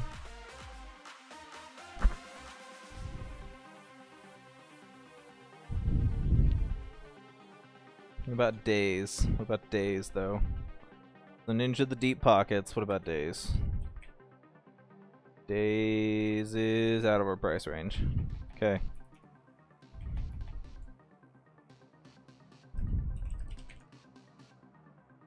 Okay, then we'll grab you. Want. Yes. There. Okay. So that's the cards that I can afford on Puka Trade. Hopefully, things happen. We can see. We can hope. We can pray. But yeah. 25 cards from Puka Trade, theoretically. Theoretically, considering that the last cards that I had up there were out there for like 2 weeks and didn't get sent to me. I don't have a massive amount of faith in these getting sent to me in a timely manner.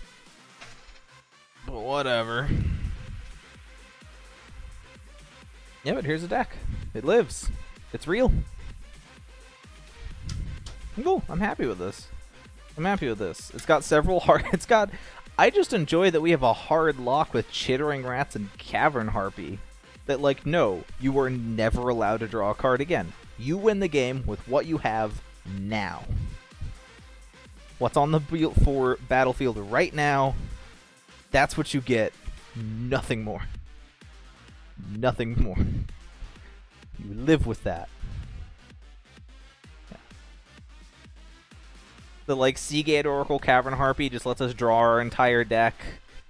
Gary lets us gain infinite life. Moldrifter draws our entire deck.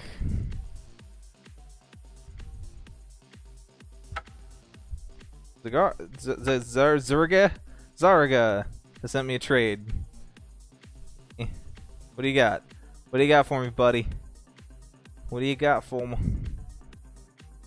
Ragers and Garys? Come on. Get in here. Thank you, sir. I give you much hearts. I give you much hearts. There. Yeah, it's a hard lock. It's gonna feel awful. The first time we do it to somebody, it's gonna feel amazing. Oh yeah, the first time we do it to somebody is gonna feel great for us. The other person, though, may cry a little. May cry a little bit. Yeah, like the first time we do it to somebody, gonna be awesome. Love for Zarga. Love for Zarga. Throw in some cards. I'm away. And we can knock these off the list. Yeah. There we go. Yeah.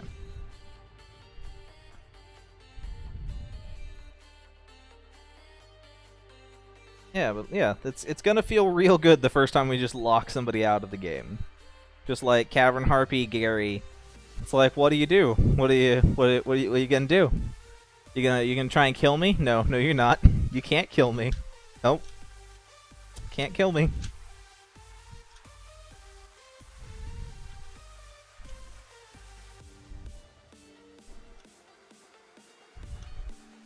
Do you have edicts? Yeah, I have edicts. Yeah, I've got edicts. Yeah, because Chainr's edicts are only like 2 cents. Like legit. After the VMA printing, that they're worth nothing now. Any card that was in Vintage Masters is worth nothing. Any card that was printed in VMA just worth nothing.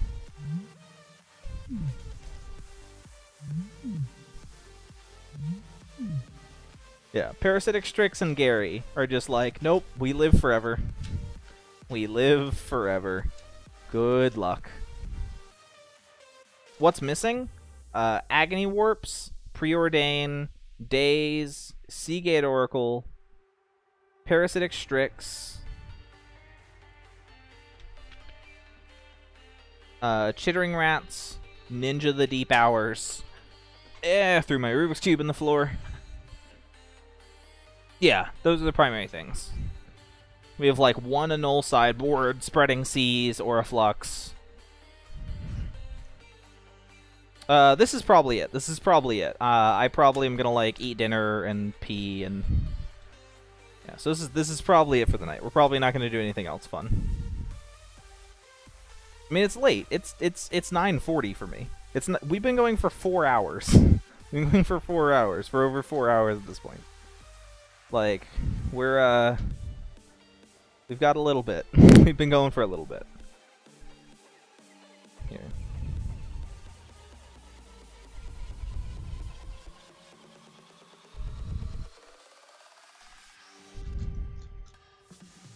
Yeah. Yeah, so I probably should start wrapping up. Probably should start wrapping up.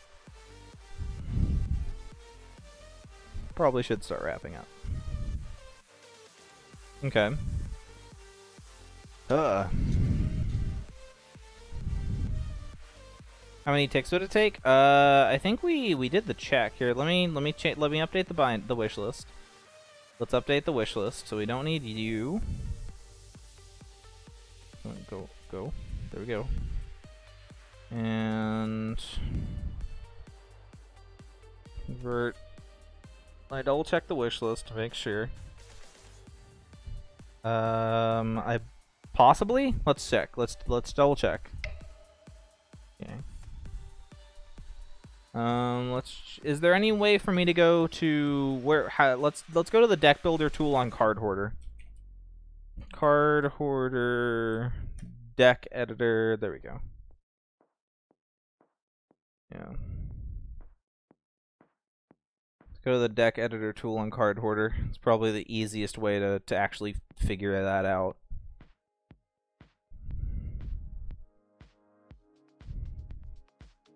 Probably. Oh, let's see. Okay. We've got Cavern, Harpy, yes, 1. Chittering Rats, 2. Oh, they're out of stock on those. That's fine. Okay, there we go. 2. Preordain.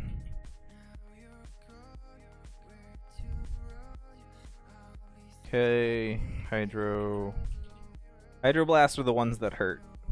They're 5.5.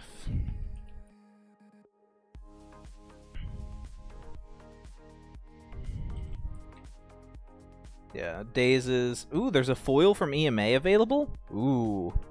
These foils are cheap. Foils are actually cheaper than the real printing. Foil days, $5. Real printing, $7.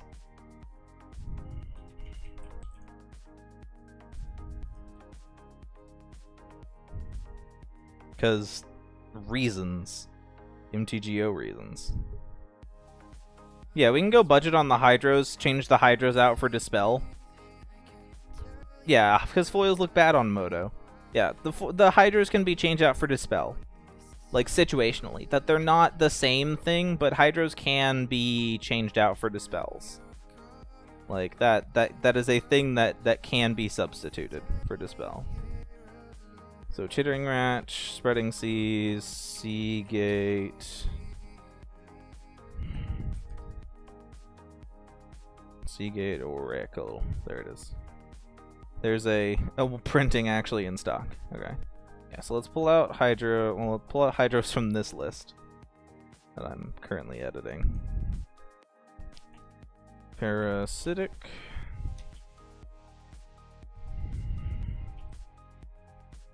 Parasitic Strix. Oriflux.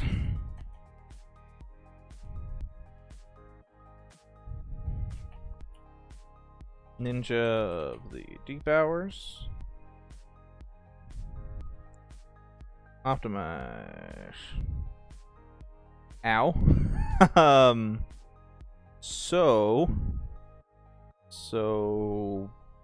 I don't know if you guys can see it, or if I'm gonna have to move it around for you guys, but no. Oh yeah, you can.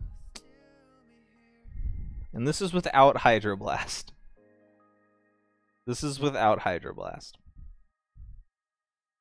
Let's consider that half of that price is days, though. Let's remember that half of this price is days. Yeah. Let's keep in mind half of this is days.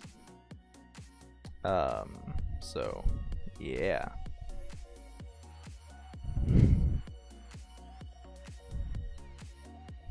Yeah, this is what it would take to finish the decks outside of Hydro, which can be kind of subbed out for Dispel. How many ticks you got? A fat 0. We can. I have one